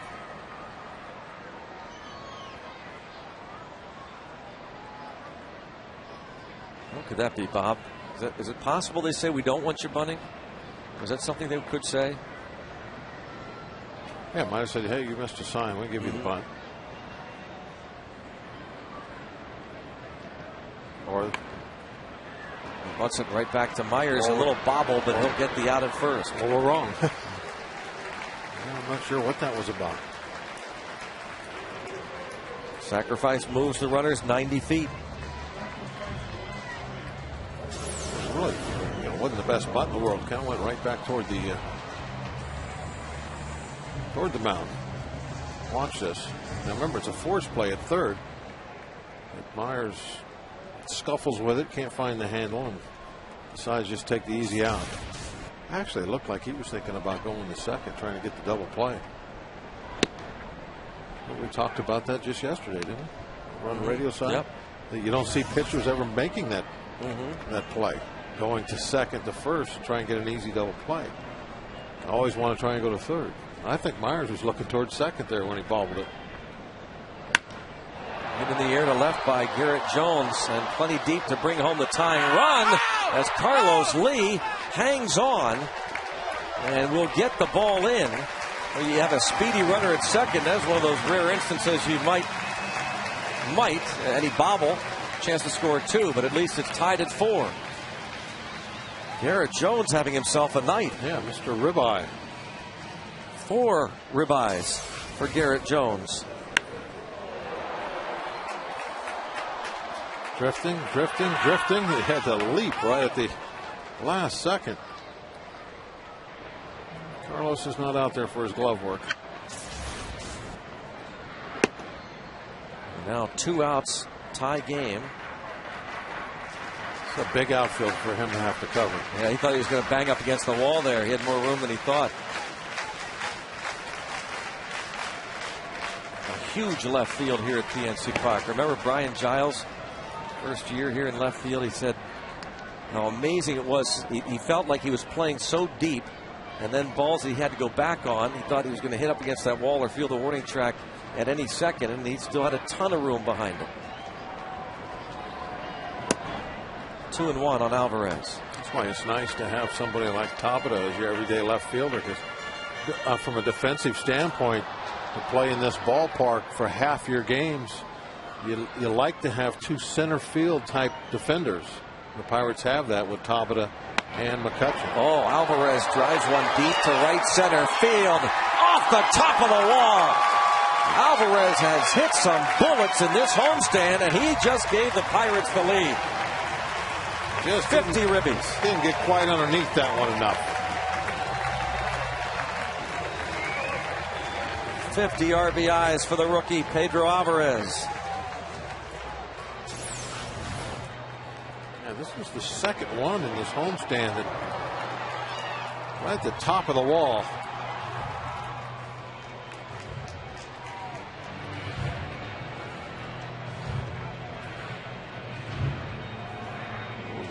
Almost got a piece of it there.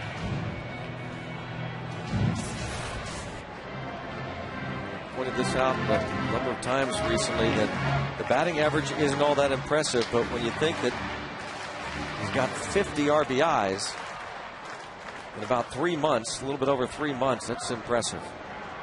First taste of the big leagues. Now John Bowker. And look at the bullpen for the Astros scrambling, and this ball off the glove of Wallace. He recovers and throws and gets Bowker. Brett Wallace stuck with it. The Pirates also sticking with it, driving in a run from the sacrifice fly of Jones and the double by Alvarez.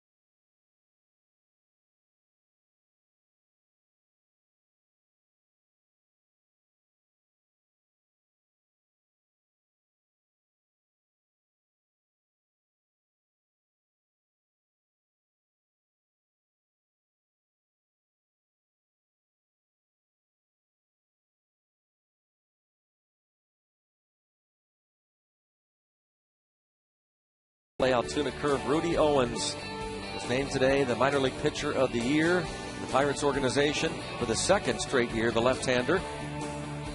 Just an outstanding season for him. And Alex Presley, who started the year at AA Altoona and then went to Indianapolis, combined .320 average, 85 RBIs. Alex Presley now with the Pittsburgh Pirates. He's the minor league player of the year in the Pirates organization. Congratulations to both. They received those awards on the field before the game. Pirates now have a 1-run lead, and it is Brett Wallace at the plate. 1 for 2. Second inning of relief for Daniel McCutchen. And Wallace lines it sharply past Garrett Jones. Leadoff hit for the first baseman. Myers will try and bunt him over. So again, before the game on the field, the Pirates giving those awards out to both ladies and gentlemen, how about a big round of applause for Rudy Owens and Alex Presley. Tyrone Brooks, assistant to the GM, and the general manager, Neil Huntington, handing out those awards. So the minor league pitcher of the year and player of the year. But the control numbers that Owens had, I don't know if you've noticed that on the stat. Was it 23 walks in 150 innings? Yeah. It's impressive work. Talking to Rudy Owens for a pregame radio show tomorrow about his goal, and does he think that he could actually help out the club, the Pirates team, next year? And without missing a beat, he said, that's my goal. Absolutely. And Neil Huntington has said the same thing, that it's doubtful any of those pitchers that had strong years at AA, Justin Wilson, Rudy Owens, Brian Morris, Jeff Locke, they would start the year at the big league level, but certainly doesn't discount the idea that we could see one or more pitch for the Pirates next season. 1 ball, 1 strike on Myers.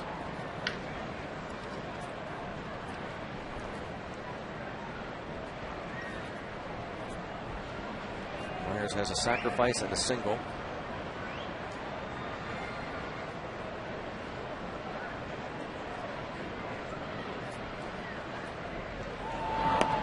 Bunts this foul, 1 and 2.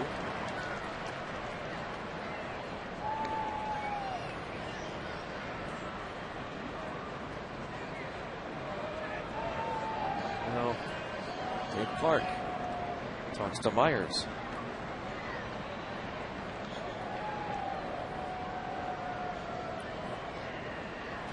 Former Pirate player Dave Clark, former Pirates minor league coach. Bunted. Alvarez will throw on to first to get the out there.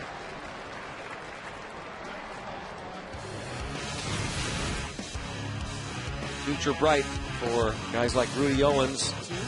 Let's say game 1 of the Eastern League Championship Series against the Trenton Thunder, a AA affiliate of the New York Yankees. He was up against Andy Pettit, and what a thrill it was for Rudy Owens to face off against the great Yankee left-hander who was in on a rehab. And John Russell is out now to make a move with the runner at second, and 1 out in the 6th inning.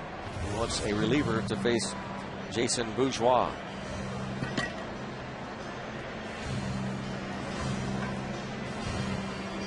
Columbia Gas 811 call to the pen has been made. Pirates lead 5-4, trying to hang on to that lead here in the 6th.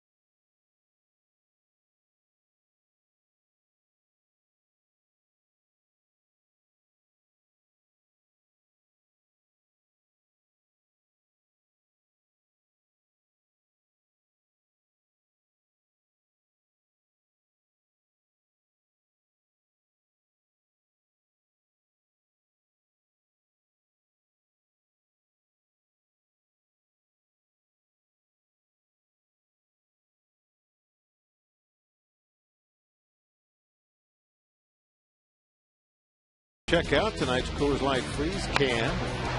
It came when Pedro hit this shot right off the right field fence.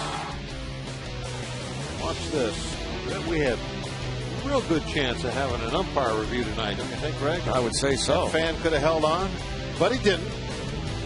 That's tonight's Freeze Can, brought to you by Coors Light, the world's most refreshing beer. If we needed that umpire review, they would have gone, the umpires, to the Coors Light Freeze Can. Exactly. It's down there waiting for them if they need it. Crew chief goes down there and says, we need the Coors Light Freeze Can. They probably go to the Freeze Can a lot of nights after the game. Yes, sir. Chris LaRue. His overall numbers this season has not allowed a run in his first 3 outings with Pittsburgh. Claimed off waivers from the Marlins. Fairly hard thrower. Decent fastball. There it is, 95.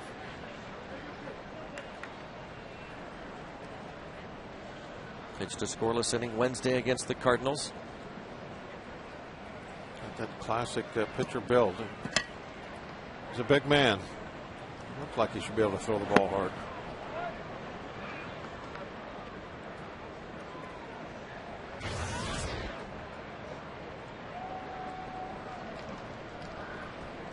Bourgeois' first 3 at-bats against James McDonald.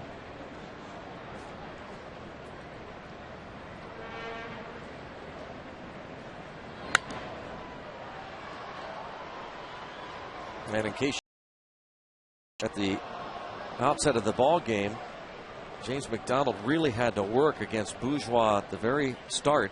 Fouled off a number of pitches, eventually singled. The next batter, Angel Sanchez, made McDonald work. A lot of first inning pitches for the Pirates starter. Got better as the game went on, but looked like he had to leave with a fingernail issue.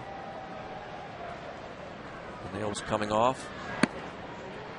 He came out, and Daniel McCutcheon pitched the 5th, gave up a run.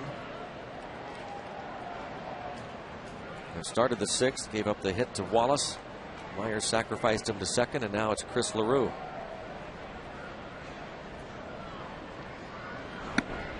Ball 4.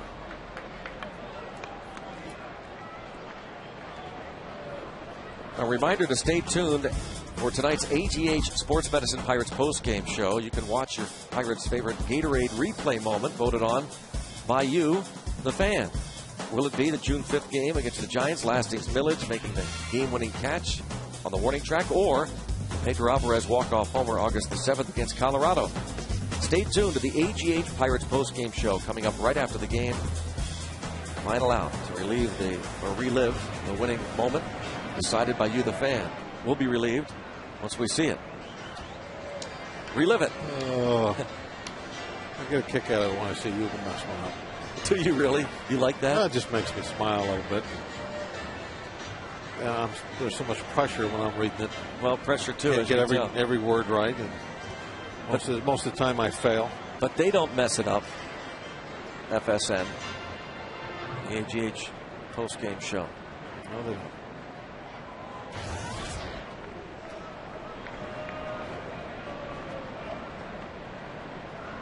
Angel Sanchez. I was looking for the double play ball. 1 ball fouled away.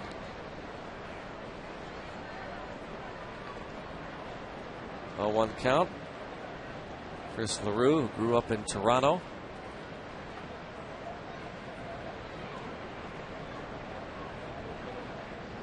Big Blue Jays fan.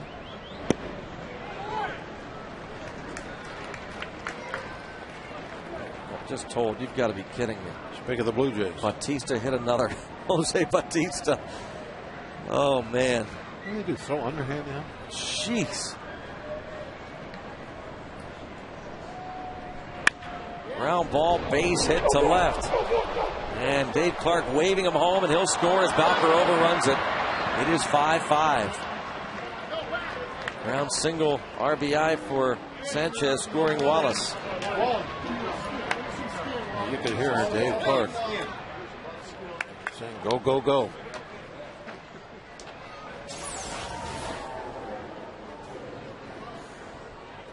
Ball hit on the ground, right in the hole, and hit slow enough that Clark decided. You could hear him there. That Clark decided to go ahead and take the shot at scoring the runner, even though there was one out. And it didn't make any difference because Bowker didn't come up with it. Single RBI and the air charge to Bowker, allowing Bourgeois to go to third, where he can score the great speed on a fly ball to medium depth, you'd think, outfield. Hunter Pence now with 87 runs batted in on the year. Batting .463 against the Pirates this season. He is a big reason why these Astros are 10-2 against Pittsburgh.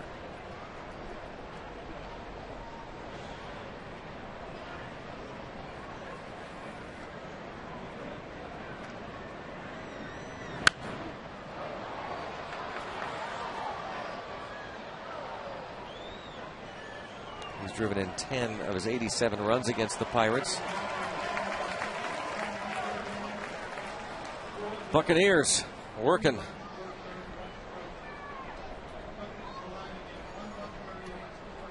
That's not necessarily a Pirate hat there, second from the left, is it? And you got to make do with what you got in the closet. A Brett Favre fan. Yeah. Whoops. 1-2 the count. Yeah, whatever you got in the closet, we'll go with that. We got a Jimmy Buffett fan next to him. That's a shark, isn't it? Some kind of fish. I don't know what that is. We have a true Pirate next. And she's wondering what that is as well. A fly ball to right center field, and this is a gap shot. Bourgeois scores. Sanchez will be waved home. Hunter Pence drives in two more. And just like that, the Astros have the lead again. Now it's 7-5. There's tug-of-war games going on tonight, don't we? Back and forth.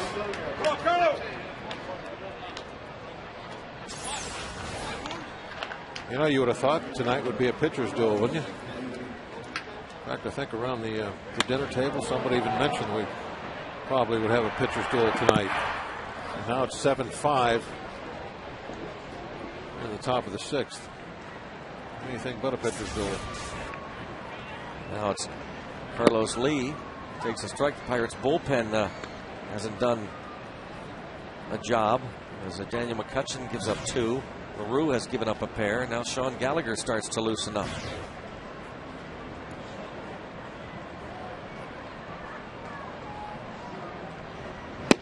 Cardinals took it to the Pirates bullpen yesterday.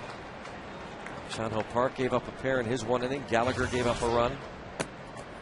Will Ledesma, 1 inning, 2 runs.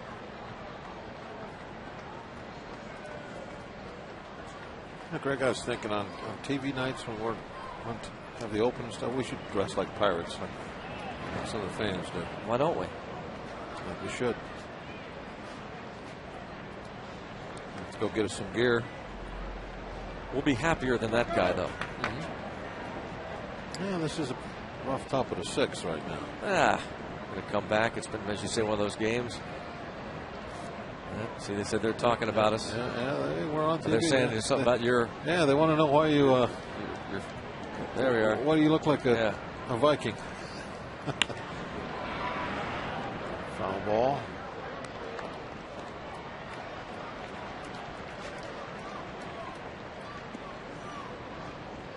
She's like, she still can't figure them out. There's a cowboy there. Yeah, too, he's not certain about them either.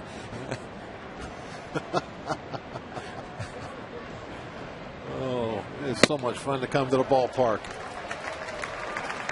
Carlos Lee strikes out. Yeah.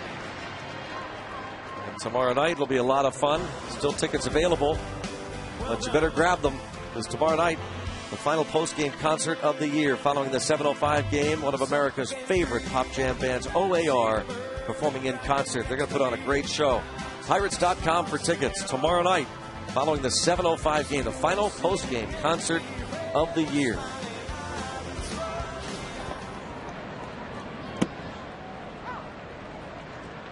Jeff Keppinger has hit a sacrifice fly, bounced to third and single.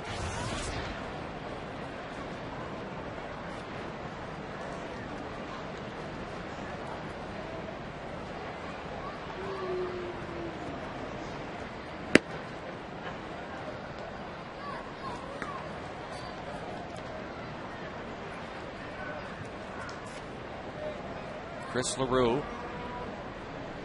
walked Bourgeois. Gave up the hit to Sanchez, the double to Pence, strikes out Lee.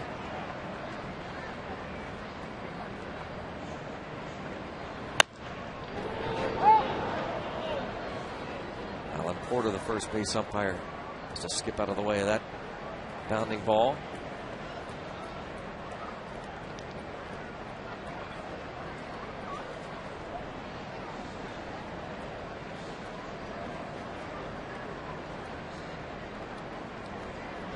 Probably would like this game in Canada, wouldn't they? Well, only if we get LaRoche into the game. LaRue on the mound. Bourgeois scored a run. LaRoche on the bench.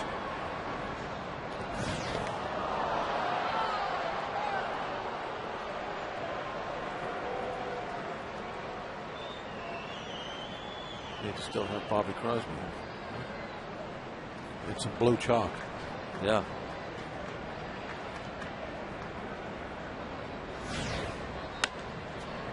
Pop up. Jones racing out, and it makes a fine try, but comes up short. He catches that. I got to go player of the game right now. Yeah. He's got all the RBIs, and that would have been a major catch. Sliding feet first over into the fence. Just couldn't quite get the glove out there far enough.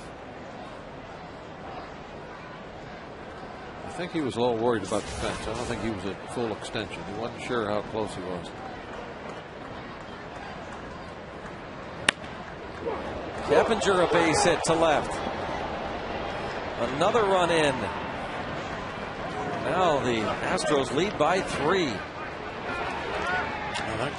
JR's going to make his second trip this inning to the mound. He went up to the top step and then turned around and went back.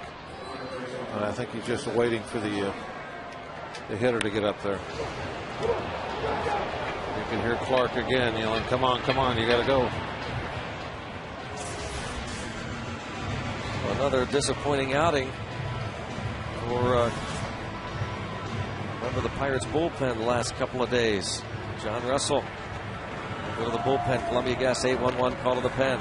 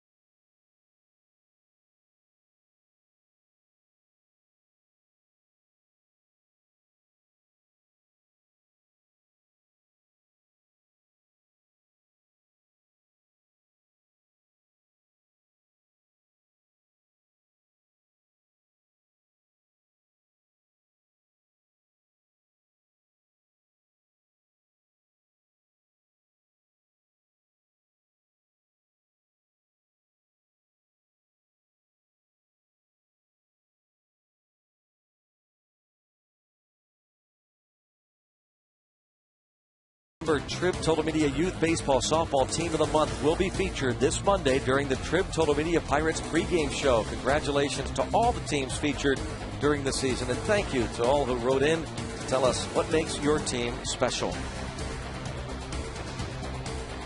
Youth Team of the Month presented by Trib Total Media. A number of reasons why PNC Park is special. Oh, the food. The best. Great ballpark for food. All kinds of different choices. Those are Quaker Steak, lube wings. Those are Get a bucket of those. Yep. Something cold to drink. You're set.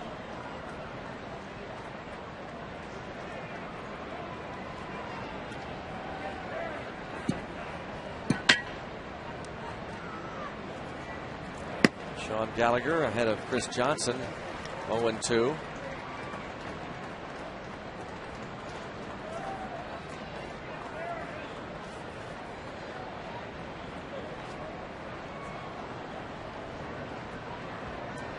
He was picked up from the Padres July the 7th.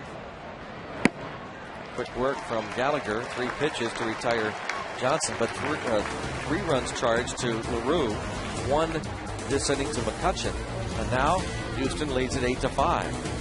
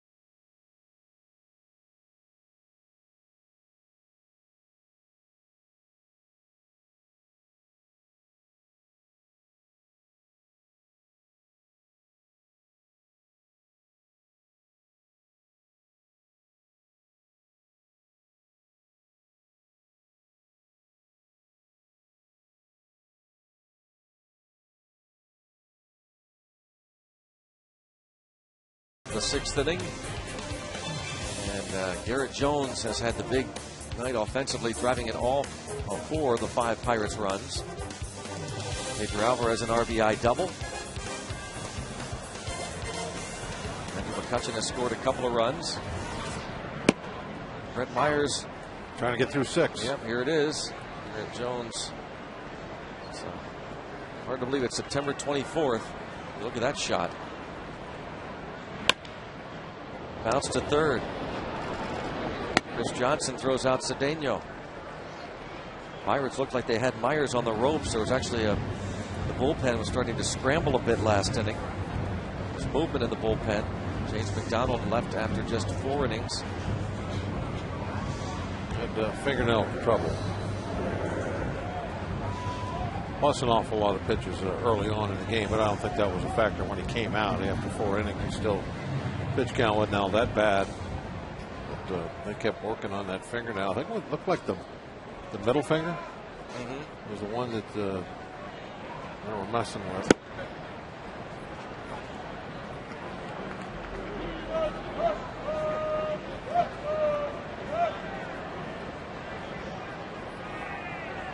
It looks like he's got fingers that could wrap all the way around the other side of the baseball. Big hands. 1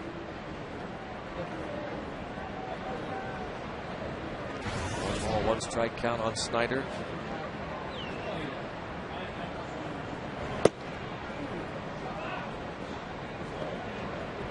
So Brett Myers trying to go 32 straight appearances at the start of the season. Went 6 innings or more. The last pitcher to do that, Kurt Schilling, in 2002, went 35 starts. And 2 outs. Andy LaRoche will pinch hit. Final score: the Phillies beat the Mets 3-2. The Nationals are leading the Braves 6-1. Braves have their sights now set on the wild card, and hopes for that wild card spot. They started the day a half game up on San Diego.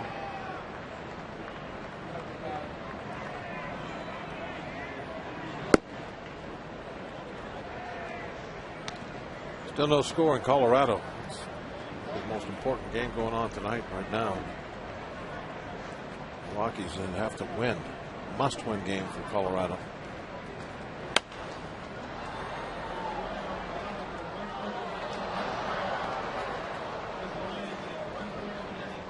One ball, one strike on LaRoche. Felice Chacin starting for Colorado. Lincecum throwing a no-hitter so far for Giants. Through 4 innings, yes. Ball driven Get up to left. Carlos Lee back. And did it go over? Yes, a home run, and Lee appears hurt. The home run called by third base umpire Todd Titchener. It is 8-6 as Andy LaRoche, a pinch hit home run.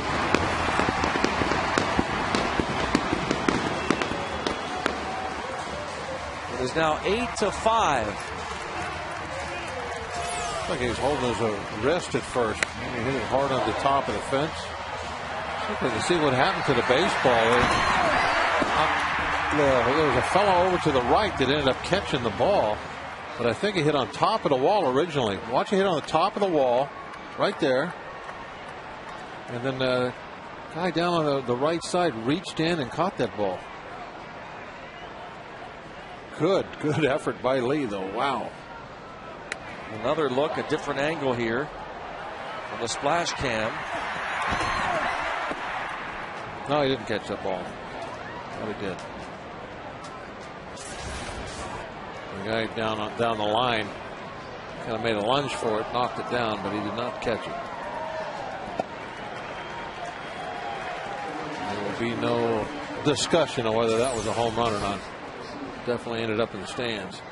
See, right there, it's still not a home run, but where it landed after the bounce, that's what took it over the fence, because this comes right down on top. Now it's still not out yet, but there it went right over the shoulder of that guy with the red shirt on.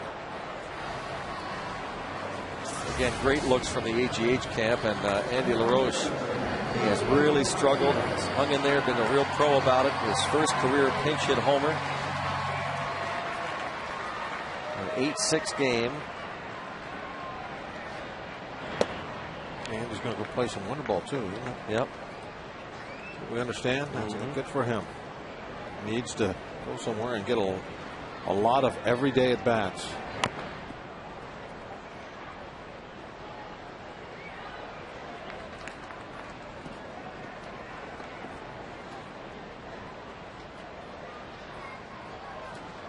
Pirates really being efficient offensively. 6 runs now and just 5 hits.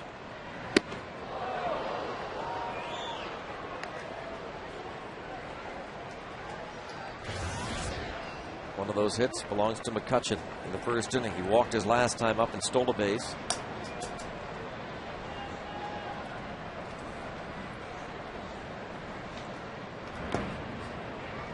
Now it goes to 3-1. Brett Myers has walked 4. Delwyn Young on deck. He is in the ball game because of the injury to Jose Tabata, removed from the game with left knee irritation.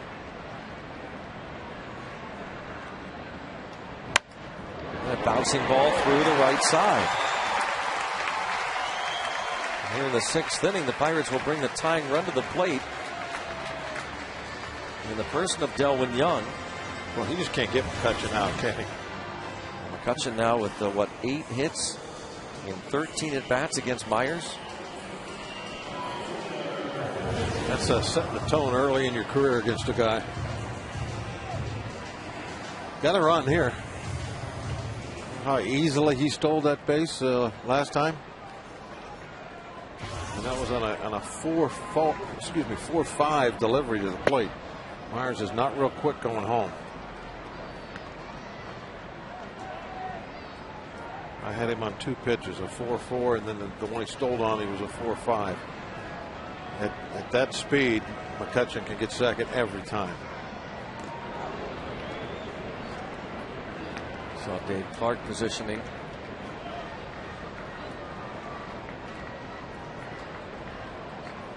Trying to play no doubles. Want an extra base hit. Score another run. Move him back a little bit.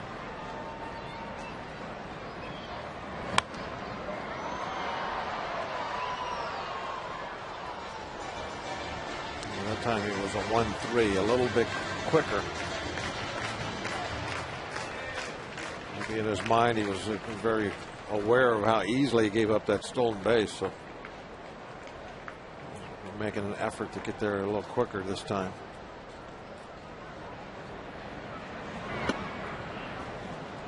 He's back to 1-4-4. Of course, that was a slow curveball. It could be just all the difference in those last 2 pitches, fastball, curveball. That's why, one of the reasons why you love to try and pick a breaking pitch to run on. It gets there slower, for one thing. It looks like he was going to go on the 2-1 as it's pulled foul by Delwyn Young. Well, he's waited to the point now. Delwyn really can't do anything now to help him out. Delwyn, it's 2-2 count, got a couple strikes. He's got to go for himself. Early, you can take a couple of pitches, give him a chance to steal. Now, if it's a strike, obviously, Delwyn's got to swing.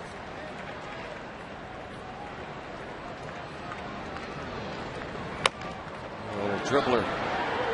Brett Myers does it. 6 innings again for Brett Myers. Pirates get a run off of him on the home run. The pinch hit dinger from Andy LaRoche as Carlos Lee went back. Bangs up against the wall. It's an 8-6 game.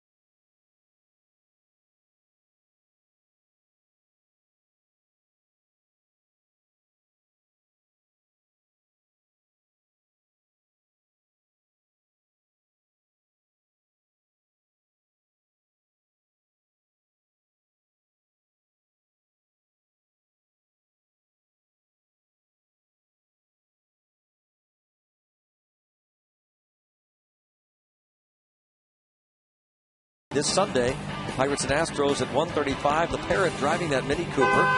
Get out of the way, will you? Register to win the Mini Cooper on the Riverwalk here at PNC Park if you're at the game tomorrow night. And Fan Appreciation Day on Sunday. I don't know how he drives that with the wind in his eyes, because if you notice that his eyes stick up over the top of the windshield. All that wind in his eyes. No goggles, no nothing. Yep. Chan-Ho Park will pitch here at the top of the 7th inning. See the numbers, looking for one more win.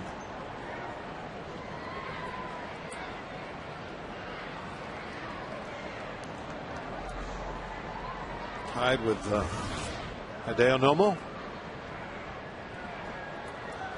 140 something, isn't it? 140. 123.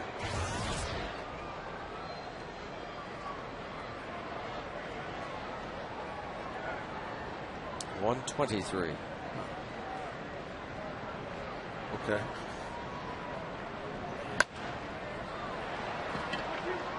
Hideo Nomo only won 123 games. Is that hard to believe? Yeah, that's very hard for me to believe.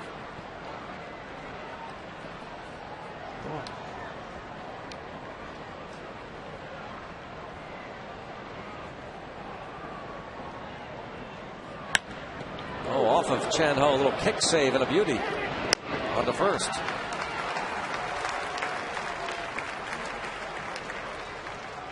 Chan Ho Park.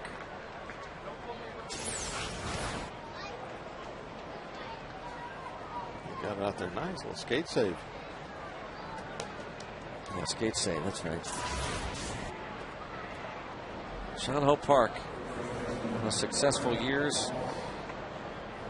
The Dodgers. Yeah, skate save. Hockey season just around the corner. Opened up a new building the other day with an Exhibition game, huh? Consol Energy Center. The new Igloo. Ball one on Brett Wallace. All the Penguin games, of course, full schedule here on FSN.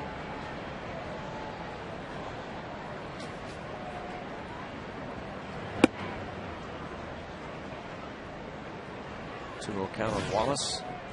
And Anderson Hernandez will bat for Brett Myers.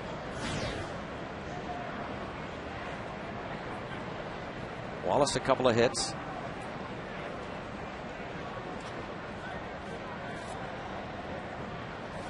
What's that Scottish guy's name? Something Wallace.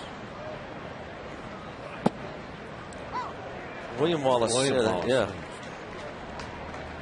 Braveheart. Yeah. Painted all blue and everything. I like that movie.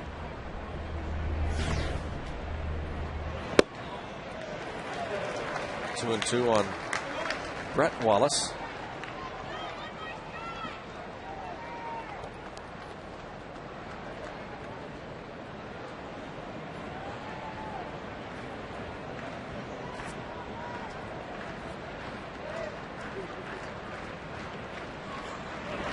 And he got him.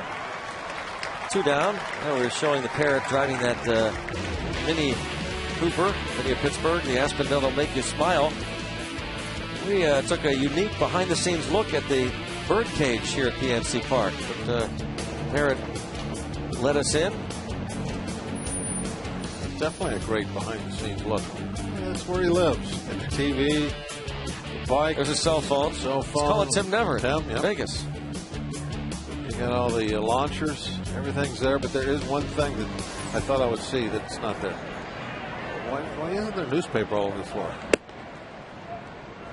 I don't get it. Everywhere I've ever seen where a parrot lives, there's newspaper on the floor. But not there.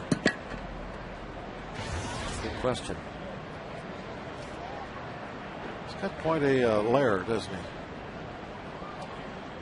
Pretty proud of it, too, wasn't he? Mm-hmm.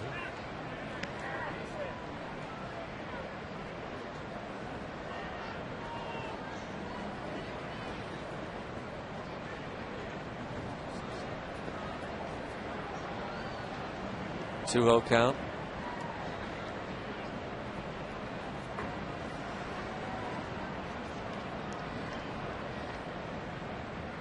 Hernandez came up August the 20th from minor leagues. Claimed off waivers from Cleveland in July. And now 3-0 the count.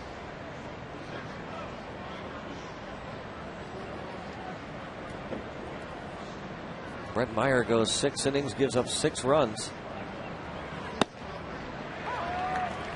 5 of them are earned. Put a little dent in that sparkling ERA he had. 5 earned runs in 6 innings. Most earned runs he's allowed since June the 29th. And 3 up and 3 down. Hey, there he is. Hey, he's on the phone. Yeah, he's always talking to somebody.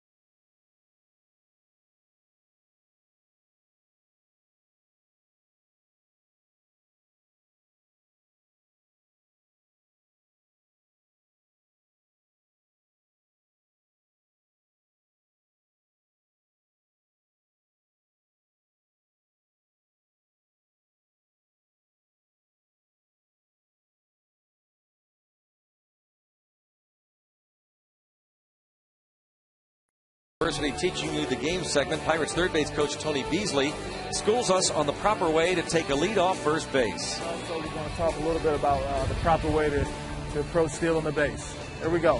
The first thing we do is we're on the bag. We get our signs from our third base coach. You can catch the entire tip on Sunday's Trip Total Media Pirates pregame show starting at 1:30 right here on FSN Pittsburgh. Oh, thank you. I want to hear that.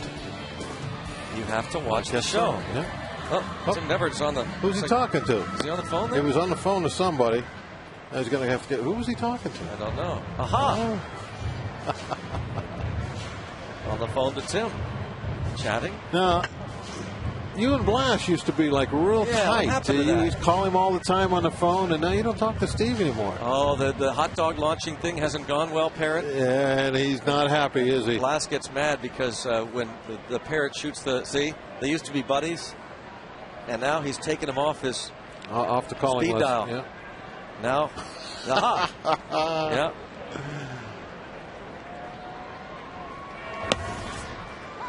Oh well.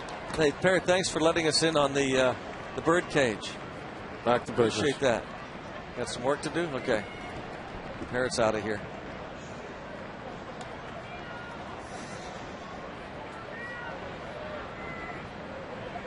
Oh, 1 count. Ball driven deep to right center field, and a nice running grab by Bourgeois. Oh, Neil Walker gave that ball a ride. Yes, he did. That would have been just what we wanted here. A leadoff double. Oh, right-handed too, driving into the opposite gap. Toward the wall as Bourgeois made the catch. Neil Walker, the AGH cam. Again, from the right side where he's been so much more consistent the last couple of months. Early on, it took a little while for him to improve, be consistent against the lefties. Now Garrett Jones. Garrett Jones, who has driven in 4 of the 5 runs. RBI ground out in the first, 2-run double in the third, and a sacrifice fly in the 5th. He's in the hole 0-2. Fernando Abad is the new pitcher for Houston.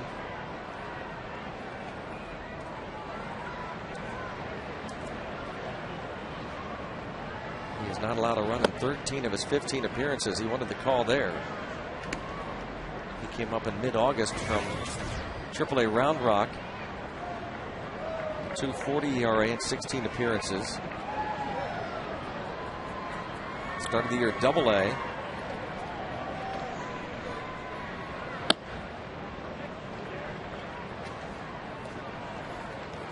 Lefties hitting just 143 against him. 3 out of 21.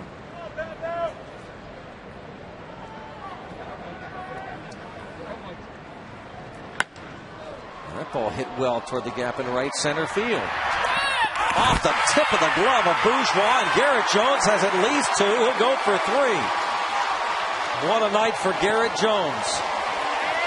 A triple for the Pirates first baseman. I'll tell you what, these Houston outfielders, they're bouncing off the walls awfully hard. Bourgeois really smoked that right center field fence.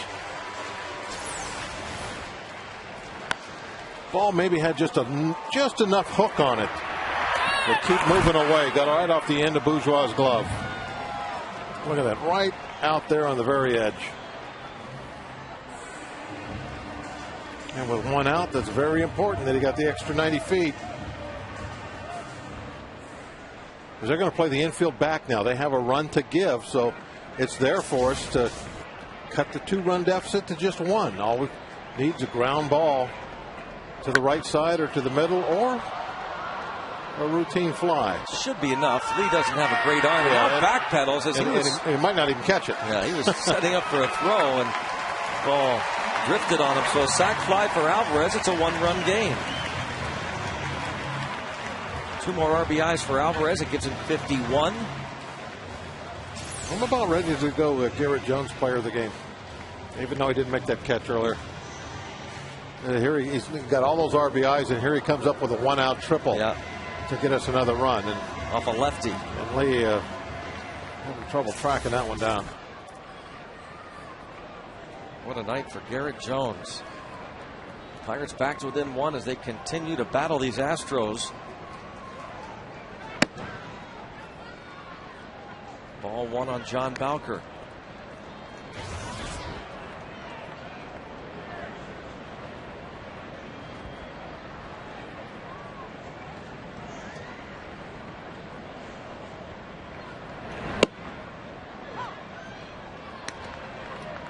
One ball, one strike. Bowker started in right field, moved to left. And Tabata had to lead because of the left knee irritation. Bowker a fly ball to center. Bourgeois makes the catch. Pirates pick up a run. Scratching and clawing. Down one. On to the 8th inning we go at PNC Park.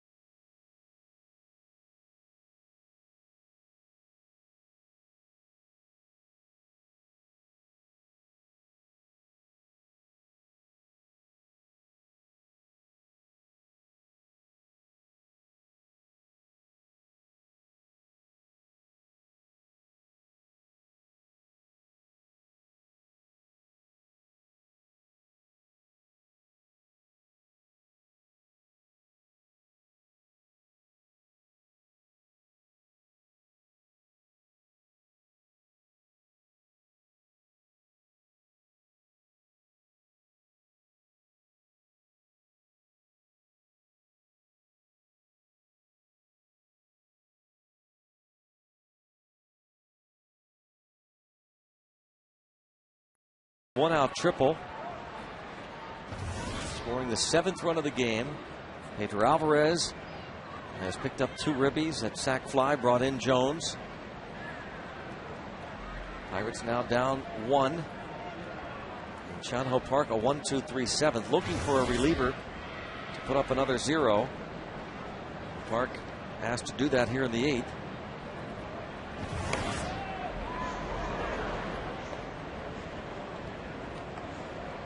Bourgeois has scored a couple of runs.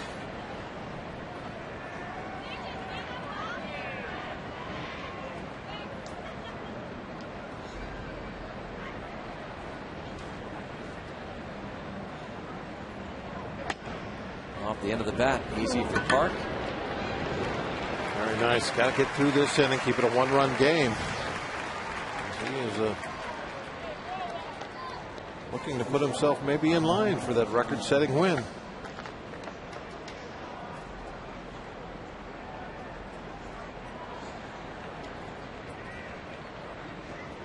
Some scores again on the Fox box. Rockies up 1-0 over the Giants.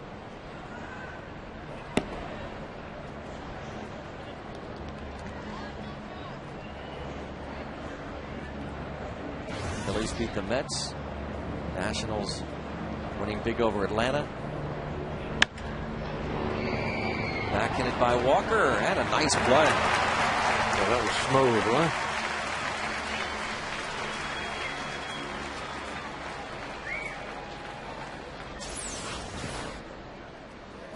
Nothing herky-jerky about making this play. Oh, man, that was nice. That's like he'd been playing second base since he was 6. Look at that. Perfect throw. Smooth as silk.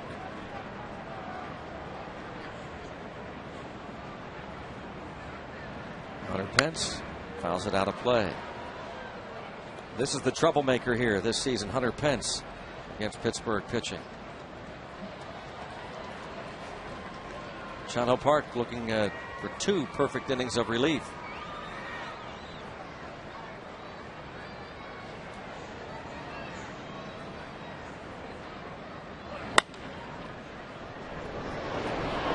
That could have cost Cedeno, but he stayed with it, and the ball was right there by his feet. Quick pickup to throw on to get Pence. 6 up, 6 down for John Ho Park. Cedeno will lead off the bottom of the 8th.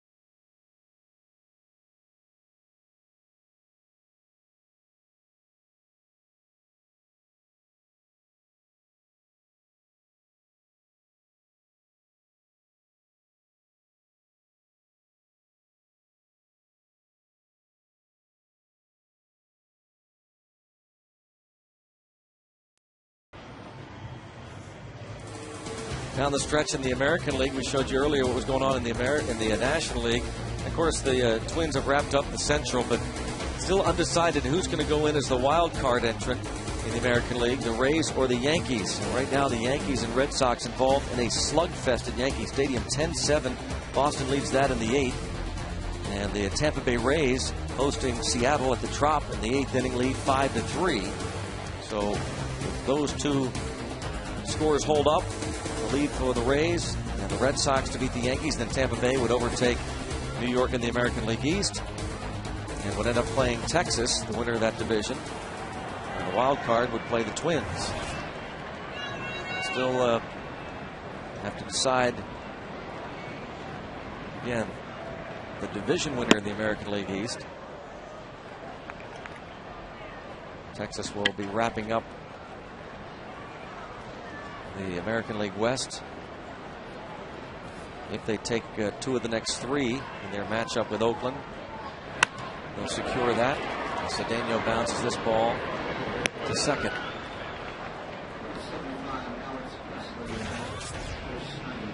Wilton Lopez, 63rd appearance.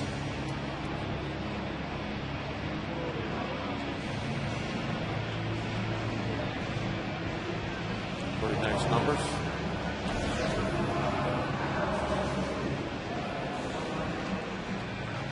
Alex Presley is going to pinch hit for Chris Snyder. Yeah, we need to score this inning to give Park that run. He's not going to go back out there again. Got to do it now. Brad Arnsberg, the pitching coach, out to talk with Lopez. Talk things over about how to pitch this rookie, Alex Presley. Presley received the award before the game for Minor League Player of the Year. As we said earlier, he started the season at AA Altoona, promoted to AAA, and to the big leagues this month of September. Yeah, they might have been talking a little bit more about Domit, who's on the on-deck circle, than Presley. Domit to come out and pinch hit for Park. So that's going to be the guy that has got the pop in his bat, the power to maybe tie this one up. Probably 2 birds with 1 stone with that visit.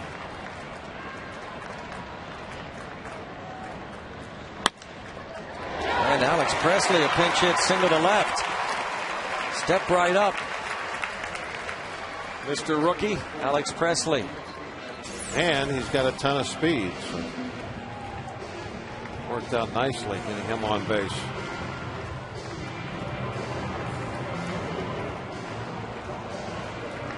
Base hit for Presley as a pinch hitter for Snyder.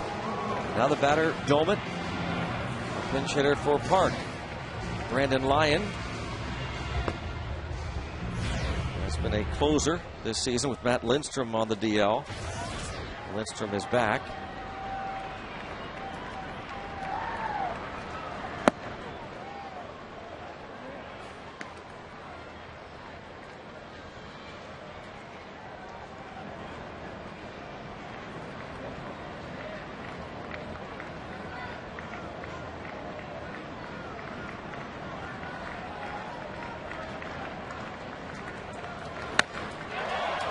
Rifled foul. Very hard.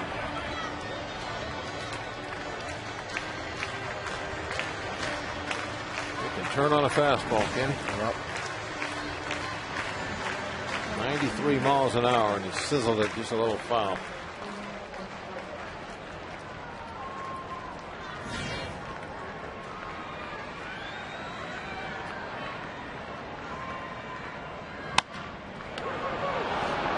Chance. And they get two as Domet on the 0-2 pitch bounces it right back to the mound.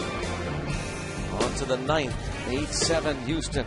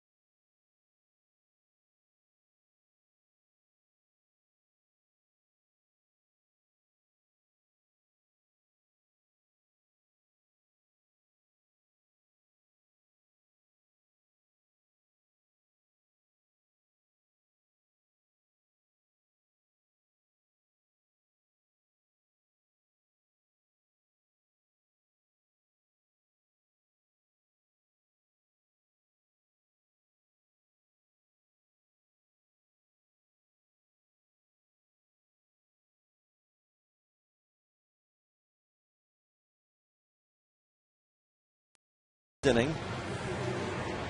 Pirates will have the top of their batting order due up in the bottom half, so Joel Hanrahan will be working with Ryan Domet, who stays in the game to catch.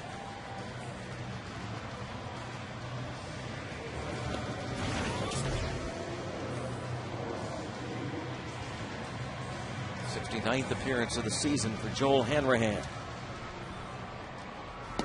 A shot still to get up to 100 strikeouts before the end of the year. It's career high outing number 69. Also appeared in 69 games with the Washington Nationals 2 years ago.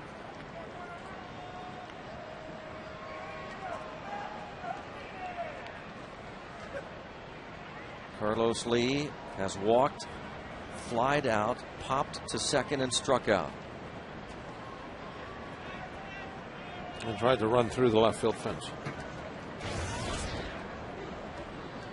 It looked like Lee was really hurting there for a while. I didn't think he was going to get back up. Thought he really hurt his wrist as he slammed into that wall.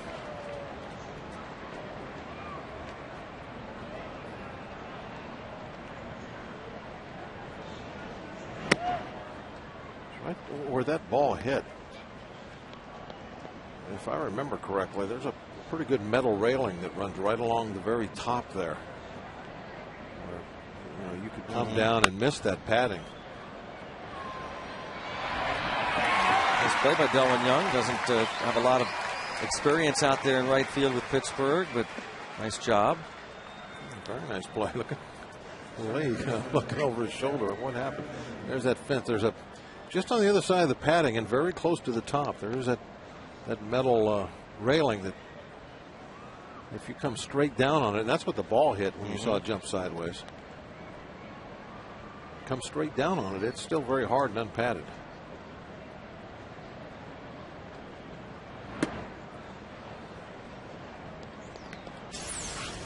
Here's his play again. This is where I thought he'd hurt his right there. See his wrist slammed into the top of the wall. It's just a metal bar going across there. The way he finished up, I thought he might be done for the evening. Jeff Keppinger has himself another hit. A nice play by Delwyn Young into the right field corner. Well, it sure was. 2 nice plays in a row. The way he went into that little figure 4 slide to stop himself as he was picking up the ball.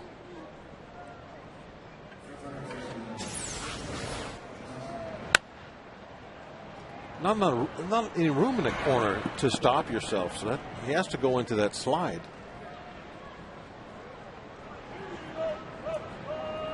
Beautiful job. I don't think that a Gold Glove outfielder is going to make a play on a ball in that corner better than he just did.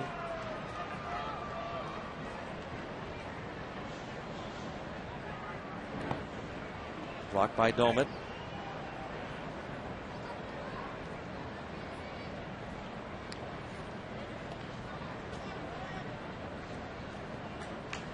Want to know on Chris Johnson. 13 hits for Houston. 3 each for Hunter Pence and Jeff Keppinger.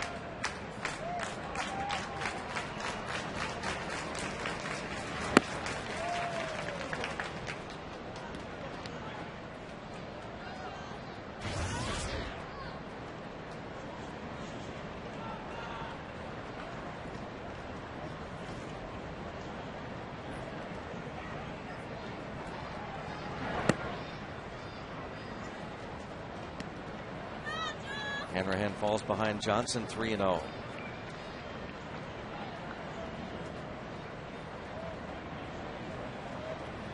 Bucks down by 1.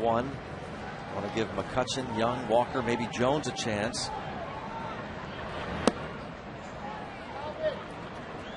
Free pass puts runners at first and second.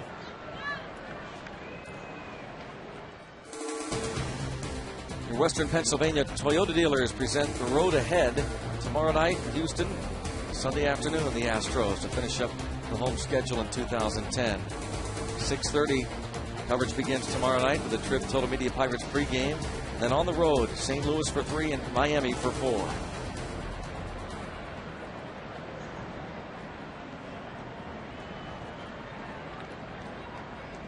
Quintero 0 for 4.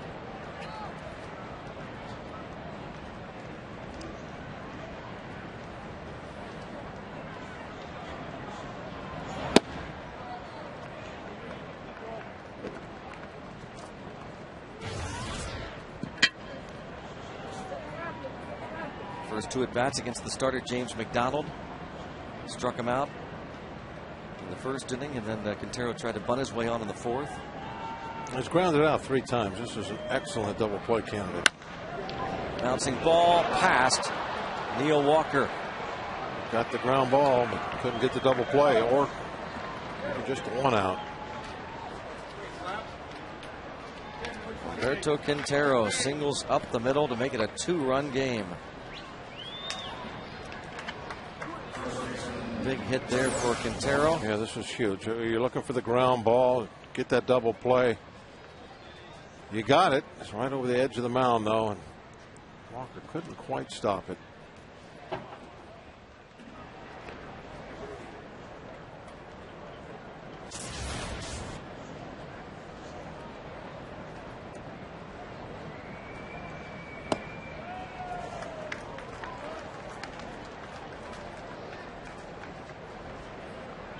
That's 2 runs scored for Brett Wallace. Came up from AAA the end of July. He was picked up in a trade involving Roy Oswalt to the Phillies. Jay Happ came to Houston. Three-way trade, huh? Well, when they picked up Anthony Gose from the Phillies, then they dealt him to the Blue Jays. Okay.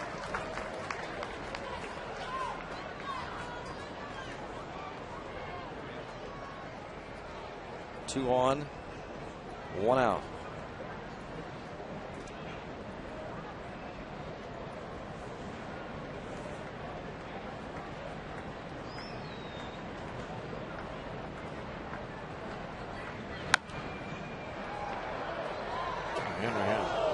Still throwing his best fastball late in the season. 97 miles an hour. What a super year Joel's had.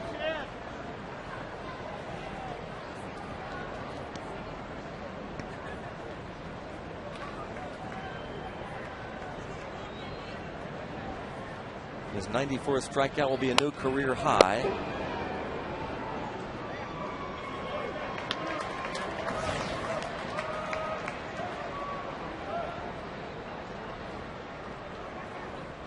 Carlos Marmol of the Cubs has 128 punch-outs to lead the majors among relievers. Tyler Clippard of the Nationals, 102. And then Hanrahan.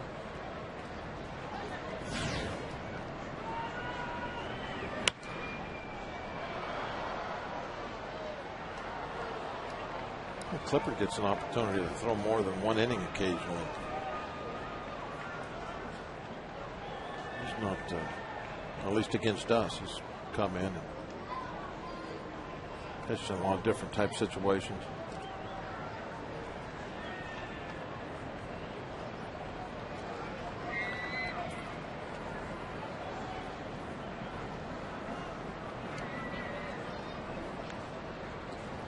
Wallace got tired of waiting, wanted to reset.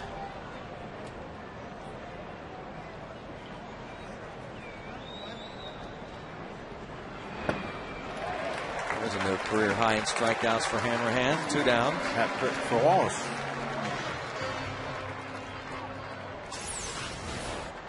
Third time tonight he's gone down swinging.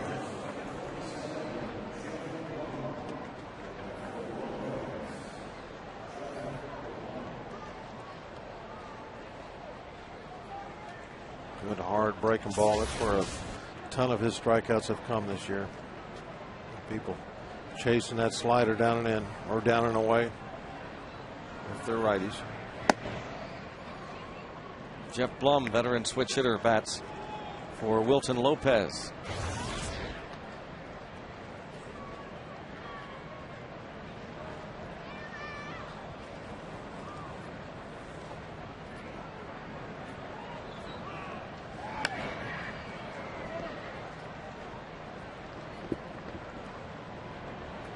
Blum had elbow surgery, came off the DL first week of August. Missed a lot of time this year. His Astros try to end a 3-game losing streak. And they also try to improve to 43-27 against National League Central Division teams.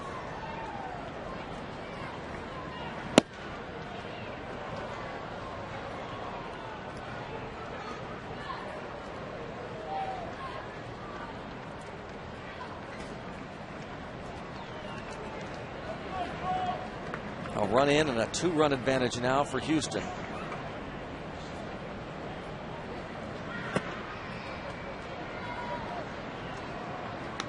Well, that record against the National League Central Division is awfully impressive. In fact, it would be the best record within a division by one team that finished under 500 since 1969.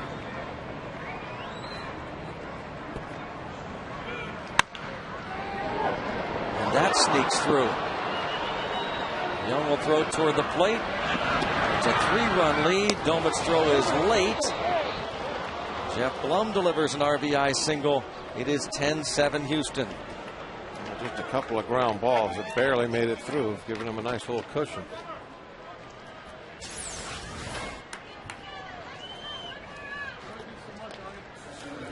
You're almost better off him being a little more well hit. So you got a chance at the plate.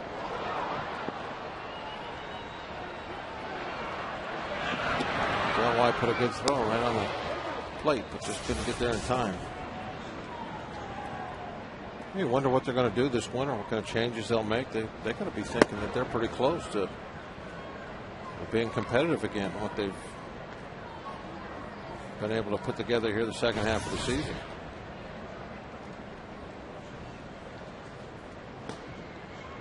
Houston, really a huge market. When they play well, they really fill that ballpark up. See what they do.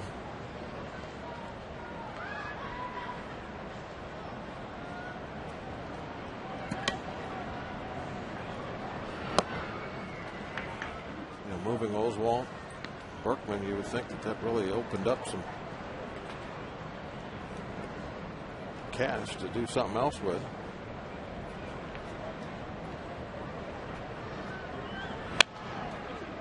Two and two.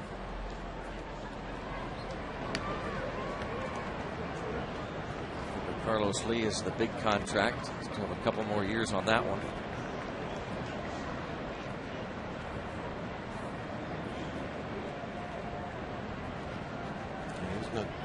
Giving them the offense that they would like anymore for all that kind of money that he's making. Decent offense, but not like what he was a couple years ago when he got the contract.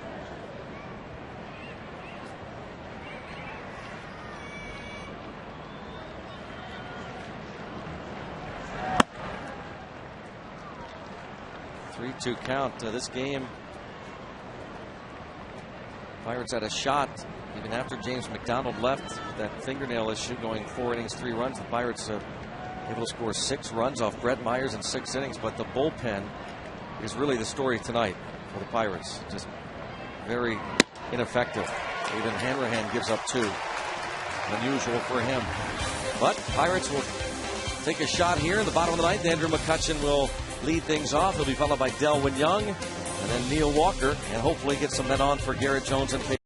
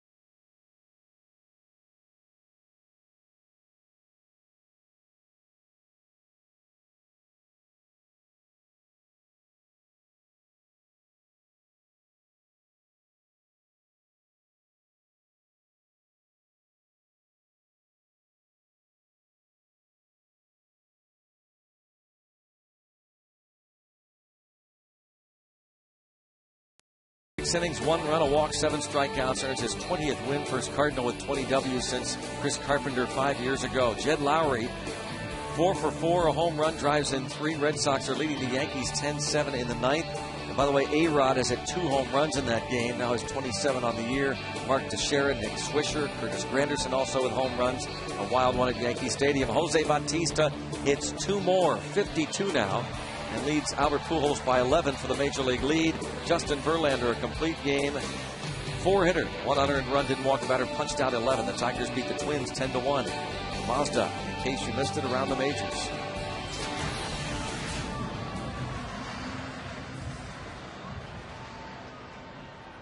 Brian Bogasevic takes over in left. Defensive move, and Brandon Lyon Tries to close it out.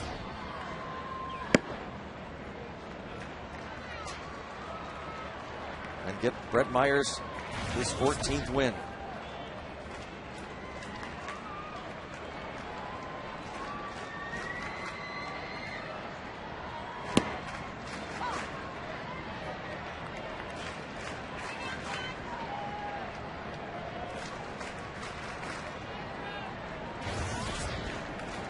McCutcheon on base 3 times, couple of runs scored.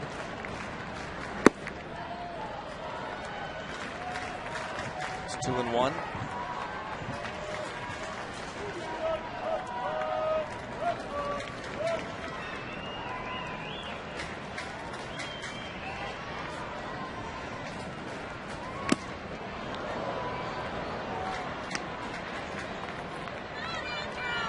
Lyon, 5 innings of work against Pittsburgh, has not given up a run,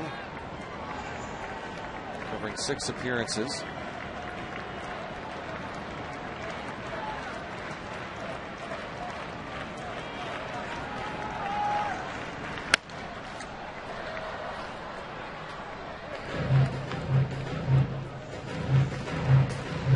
Saves.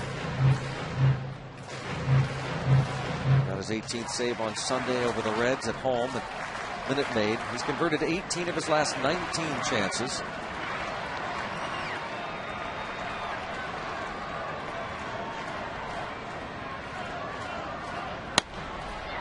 Toward right. Hunter Pence makes the catch. McCutcheon flies to right, 1 away in the bottom of the 9th.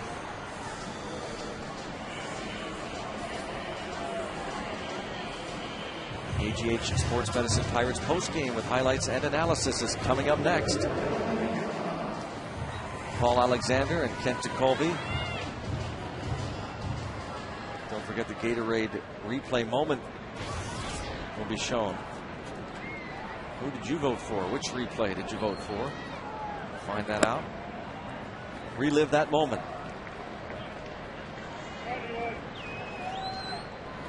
Pirates trying to rally. What would you vote for tonight, replay? Tonight's replay or the Gatorade replay of the year?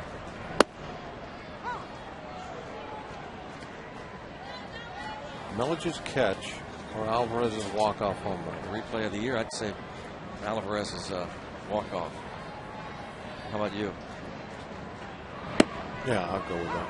What about tonight? Tonight,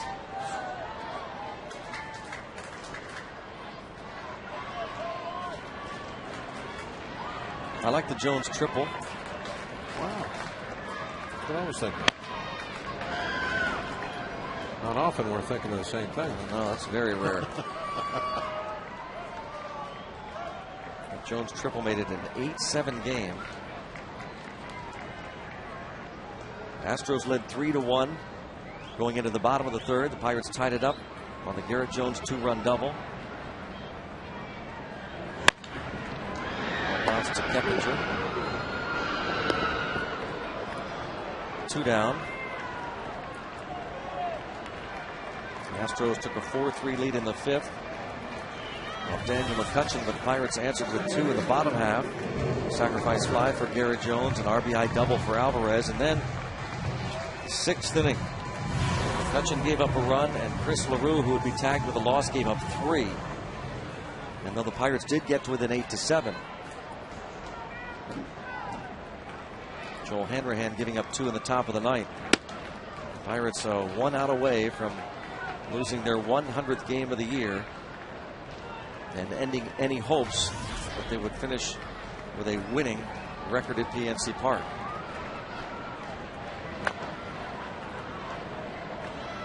Well, they gave it a nice run. Coming in here, that was highly unlikely that they would be able to pull that off. But they took the possibility all the way to the Astro series.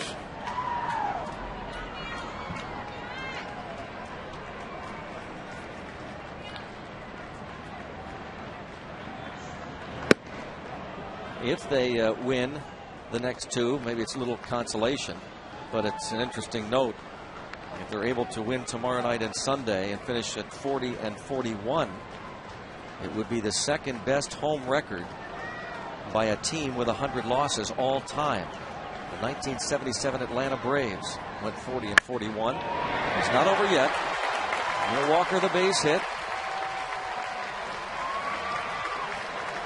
2-out single. He brings up Garrett Jones.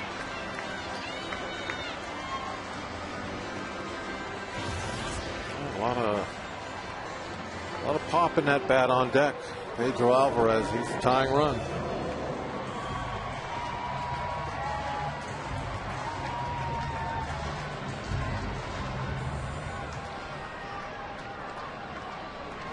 Wind blowing hard out to left field right now.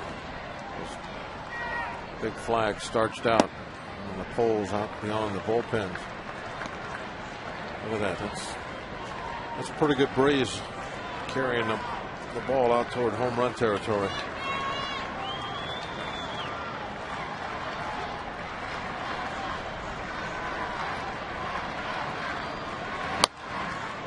Walker will take second. It's a foul ball.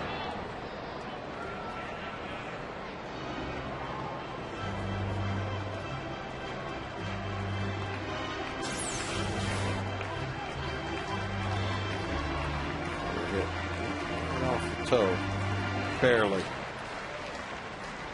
Thank you.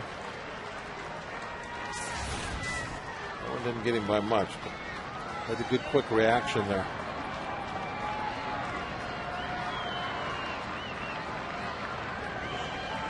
One ball, one strike on Garrett Jones. 4 RBIs tonight. Any delay in your reaction, the umpire won't give that to you. Got to pull Derek Jeter. Oh, immediately you got to go, oh, I broke my foot. Down to their last strike.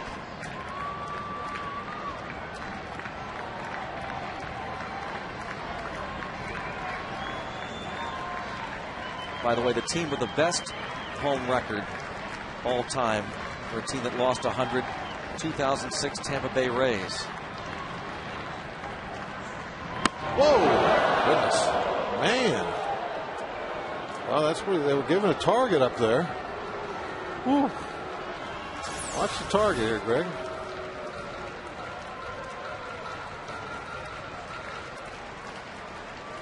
See that? Oh, yeah. Sheesh. Make him pay for that, Garrett. Sting this thing.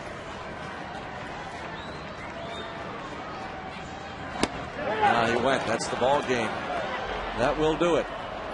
Lyon gets the save as he strikes out Garrett Jones. Myers gets his 14th win. And Houston wins the first game of this 3-game series and goes 11-2 against the Pirates this season. 17 runs tonight between these two games. Definitely not what we thought would happen when Myers and McDonald went to the hill today. A lot of offense between these two clubs. Some wildness, too, kind of affected the outcome tonight, as wildness always will. Next broadcast of Pirates baseball on FSN Pittsburgh tomorrow night. Buccos Astros, game 2 of the final 3-game homestand of the season.